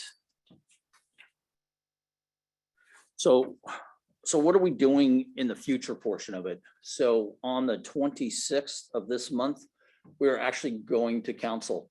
We do have a vendor show. Oh, thank you. 27th. Sorry. That's right. Council is on the 27th. So we will be taking this item to on the 27th about a new outage management system. This new outage management system is going to definitely improve our abilities to notify customers via mobile as well as emails, texts. It also has a way to contact the customers back that are in that area. Right now, the thing is that And we have a large base of emails from all the customers just from our utility billing system. But what we don't do is that we have our existing OMS doesn't have the ability to actually say, okay, if it's the 100 block or 1 to 300 block of Hamilton, let's email those customers directly to them. We don't have any way of doing that. The OMS is not set that way. It's an older machine. It was installed back in 2011. But this new one will actually have that information. It'll be tied to SAP as well as to our GIS system. It will be able then to zone in and hone into whoever the customers are and be able to send out. This is something that we have to work out is we will need to notify all the customers and find out which way they would like to be notified. Do they want to be notified by email? Do they want to be notified by text? Which way would they like to be? They want a phone call back. The new OMS has that ability to do all those three things. The timeline to install that is somewhere between 6 and 9 months. It's a software that we need to tie to SAP, and we know how those projects go. It will take us a little bit of time, as well as there is hardware as well. It's as well as software. And then once we get the approval, we're hoping that when we go on the 27th, we'll get approval of that portion of it. We'll be able to talk to the vendor and start working out the details on how we're going to move forward with this new OMS system. It will definitely, this new system will definitely be a plus for us. It will send a message once the operator finds out what's going on. There'll be some canned messaging to get up on the website right away. So as soon as the operator is aware of it, right now, he has to manually do this work, as we talked earlier, but this one would be able to look at it and hopefully be able to push that information right onto the website and then onto social media. Let's see, is there anything else, Dave, about that OMS? I'm sorry. So I think that we're looking forward to that. That's going to be a key piece on how we're going to be able to manage these outages. I think the thing is that it was interesting that I heard from Mr. Hutchinson earlier about is that with all the outages that we had, his question was, or his statement was, we should focus on the electric side because we do have resource strengths, and going into this fiber business, what is that going to do with our strengths? In my opinion, it doesn't have any downfall. If we decide that council decides that they want to move forward with the fiber project, it doesn't have any impact to the electric side. Because if you look at some of the modeling portions of it, it doesn't say that our linemen are actually going to be putting up fiber in the poles. It doesn't say our engineering is actually doing the engineering. As Dave mentioned earlier, 92% of the engineering is already done from Magellan. So there is no impact with these two large projects from the most areas that we have resource constraints to. So I'm confident that one is not going to slow down the other. The one that the area that slows us down on looking at how we look at the system is going to be about the electrification. It has impacts even today. As Jonathan was giving the presentation portion from an EV standpoint, we do have some areas that are constrained. And the thing is that you start adding 50 amp breakers on 10 customers that are on that same transformer, and they're level 2s, or maybe possibly even you get a Tesla in there. We're taking time to redesign that. We need to look at the transformer, need to see the size. We need to see what the secondary is going to be able to do. Preliminary reports. I was hoping that we were going to be able to do a report out on our grid modernization in next month's meeting in the October, but it's actually going to get pushed to the November timeframe. And the reason for that is that for a couple of reasons. One, There's some upcoming meetings with council about SCAP. There's also some ad hoc committee meetings that will have some impact on what we're going to look at. And we want to have the consultant do a little bit more analysis. I think it's a little shy than what we're really truly looking at. So we're working with him, with that firm, to actually get us a little bit more analysis so that when we come to you, we can have a strong conversation about what those impacts are going to be. And one thing is that what we have to do is that we have to rebuild some of the areas, and we also have to increase the amount of transformers that are sitting out there. Right now is that, you know, the typical home is about 3 kV load on that average. But then when you start adding on chargers and electrification portions of it, it does increase that usage portion of it. So we don't think that transformers, we think that we're going to have to add transformers into the secondary side, so that we'll be able to move forward so that whatever decisions that we decide to make, that we can do that. And one of the ideas right now is the heat pump water heaters. Heat pump water heaters doesn't have a whole lot of drain on the system at all. So it's a plus. You know, our goal is to push 1,000 heat pump water heaters out throughout the city. And we're confident that those customers, those 1,000 that we put out there, are not going to have an overload on the transformers or on the system that we have today. But the thing is that I want to make sure that the community understands that, you know, we're 100% behind this, and we cannot have 500, you know, these 3,500 customers out at periods of time. The confidence that we've lost from a utility perspective on just these outages in this last couple of weeks is tremendous out there in the community. And so I, as the leader of this group, need to take some strong direction on what we're doing. One of the things that we also talked about is that as we move forward into modernizing this grid, we really need to evaluate our protection and relay coordinations. I mean, the thing that is hard to understand sometimes is, so there was a bad piece of cable on a transformer that went bad at Webster Woods, but it relays all the way back to the substation. That's why we lose all our customer portions of it. You know, we need to look at adding some automatic distribution devices on the lines so that we can segregate some of these lines and these long feeders that we have. There are a tremendous amount of customers on those feeder lines. So when we have a fault and it faults all the way back, it unfortunately takes out all those customers.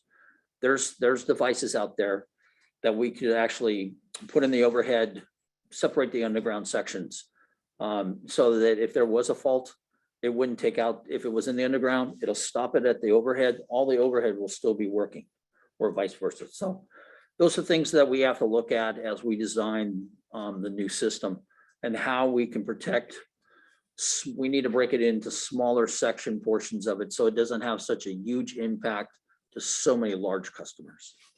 And so I'm committed to looking at that. I've talked to the operation and engineering folks. They're committed in that as well.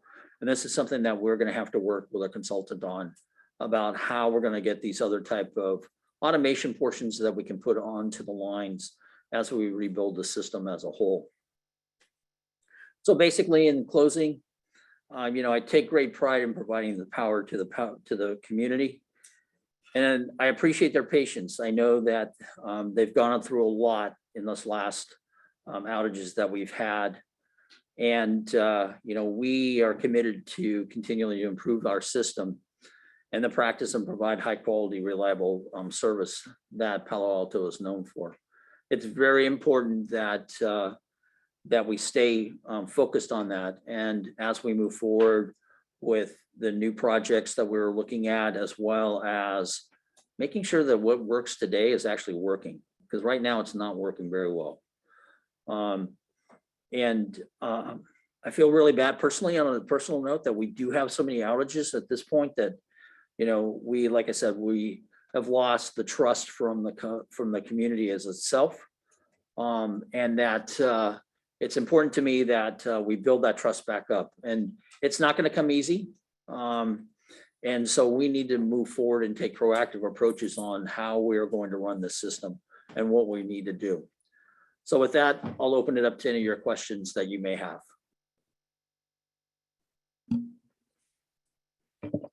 Any commissioner feedback?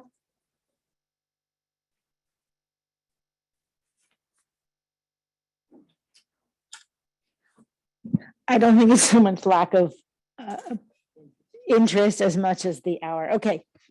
Commissioner Purcell. A couple of things. Thank you for this report. I think we were all really wanting and craving this information, so I appreciate you pulling it together for us. I have just a couple of small things that caught my attention as you were going over it. In terms, you've emphasized the need for better communication along with making changes to the system so that the outages will not be as big or as long. On the communication side, with this new outage management system, I just want to plant a couple of ideas. One would be trying to get all the cell numbers and emails in the household and not just the account holder.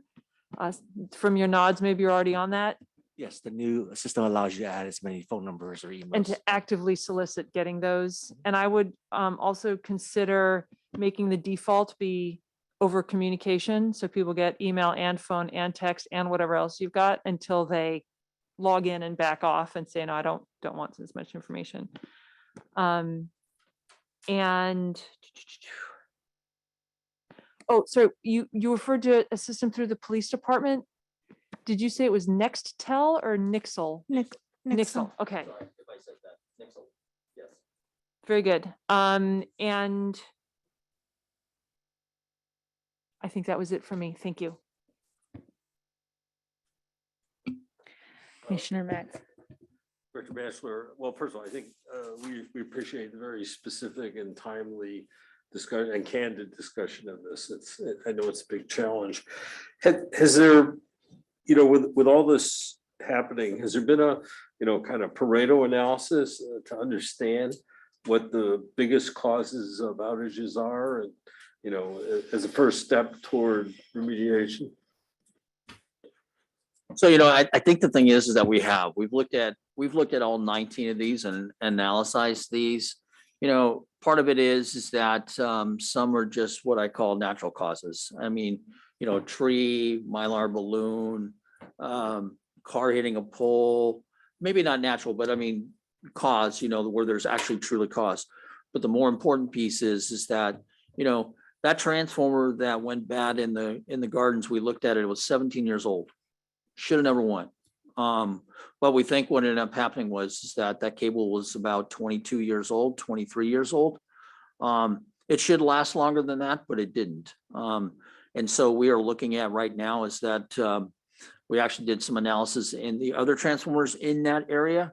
And all that cable is about in the same age bracket. And so we are working on a design to actually upgrade that. And I think that that's the part of it is that, we've looked at the cause of these, and some of them are that there were some older transformers that we probably should have changed and done a better job on. There's no doubt about that on some of those 19 or those other, I guess, 11 outages that we've had. And then also too, is that we are working on looking at age of cable. Age of cable is important to us. There's a study that's going on from an internal engineering standpoint to look at how the distribution portion of it is. It's not so much the feeders. We're not too worried about the feeders, but we want to look at the distribution side and then also the secondary side of when these cables were actually installed above or underground. Okay. So it sounds like old equipment is a major thing. Some of it I'd say is old equipment. Yes. Okay, well, Yes. Thank you. I mean, it just seems like being really systematic about, analyzing what's going on is really important. Because then you'd have a good, say it's aged transformers, then you'd have a good case going up the hill. I mean, we just need to be proactive in replacing these. Yeah, the bad thing about I won't say that. I'll hold my comment. But yes, you're correct, is, to looking at transformers and looking at equipment. Councilmember Corbett. Thanks so much, Chair Siegel. Director Batchelor, I can't tell you how much I appreciate your honesty and being forthcoming about what's happened. It's been rough. It's been a rough spate. Don't know how many times you guys lost power at your house. It was more than once at mine. It's frankly, it's a little bit embarrassing as a council member to not have a very good explanation. And I didn't. I literally couldn't access anything because long story.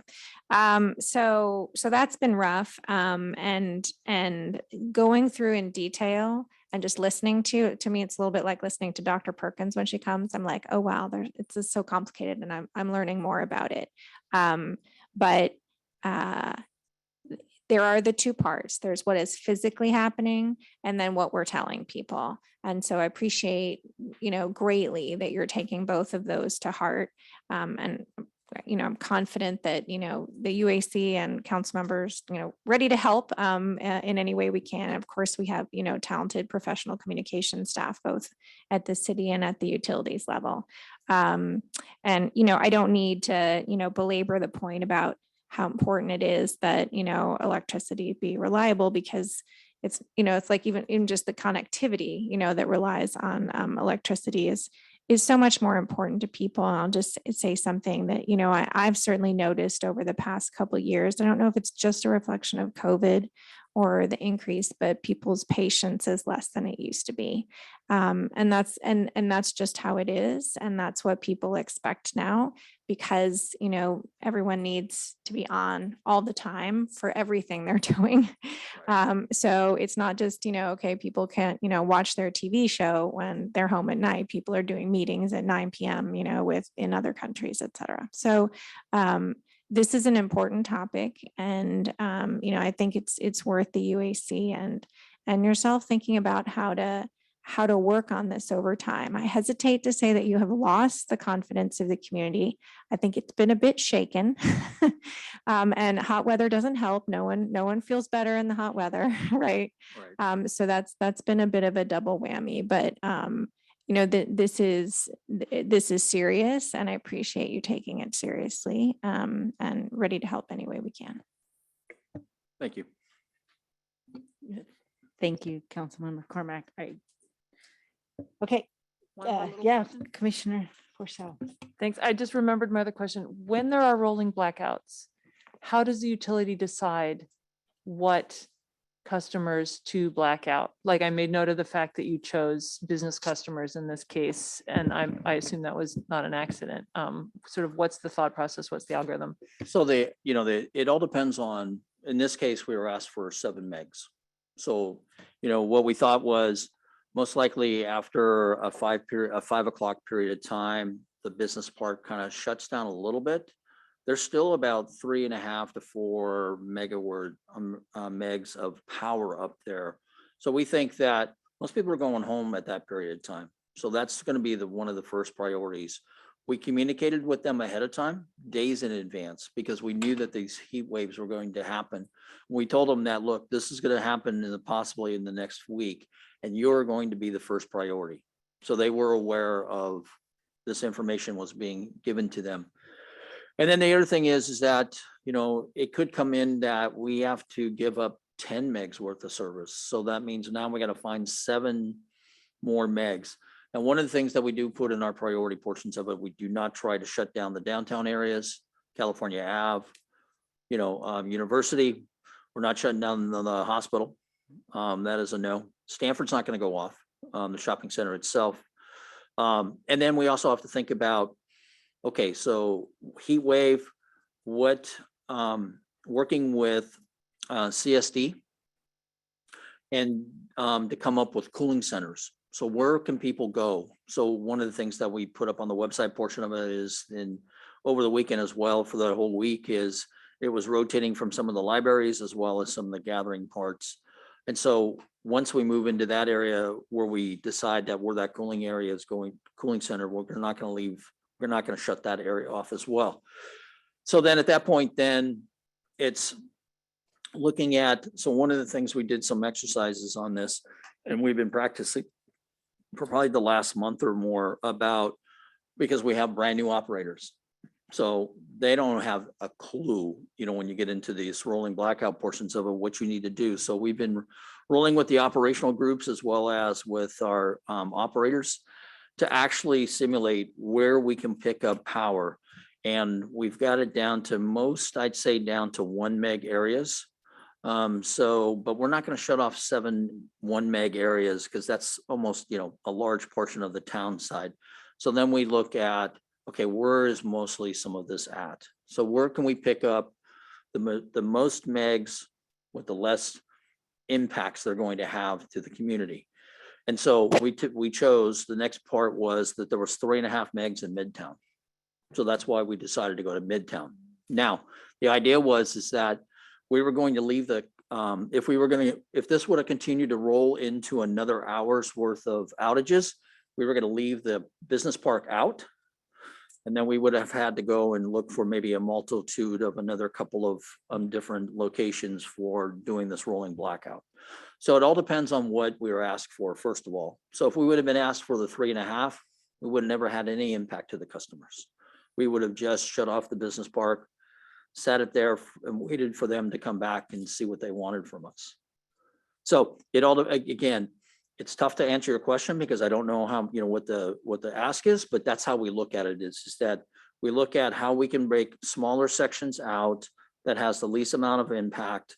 And then, like I said, unfortunately, I have to do rolling blackouts.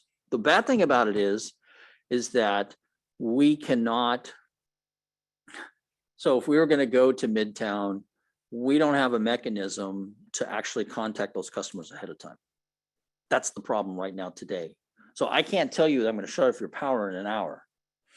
Now, what I can do though is I can set out this massive email to everybody and said that Midtown is going to be out in the next point.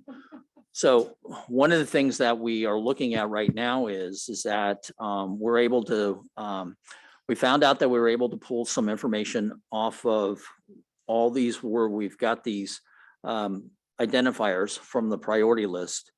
And now we got the addresses. So now what we're going to hope to do is go to SAP and go into our billing system and pull out emails.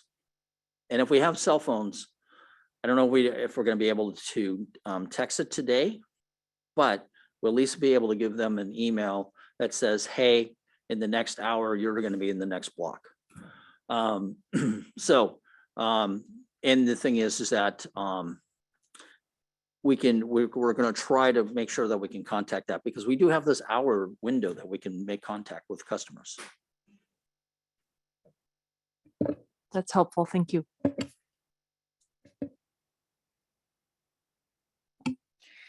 I don't see any other commissioner hands up.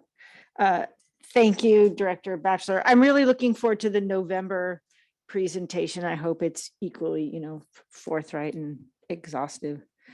Thank you. Not exhausting, but exhaustive. Okay, with that, I'll ask if there's any commissioner comments and reports from meetings or events. I don't see any hands. And then finally, if there are any future topics that any commissioner would like to propose. I don't see any hands. Do you have any? I would though like to add a update from Jonathan Late. I think it's been a while and it would be nice to hear what's going on with permitting. Okay, I think that's everything. So with that, does anyone want to move to adjourn? I move we adjourn. Okay, I'll second because we're both here. And I think we can all wave. And thank you for meandering through this long meeting. Yeah, I apologize, commissioners, but I felt that this was an important topic that I needed to take some time other than my regular normal comments that I was going to make. So I apologize for the lengthy meeting tonight. No apologies. It was worthwhile for sure. Thank you, everyone. Have a good night. Good night.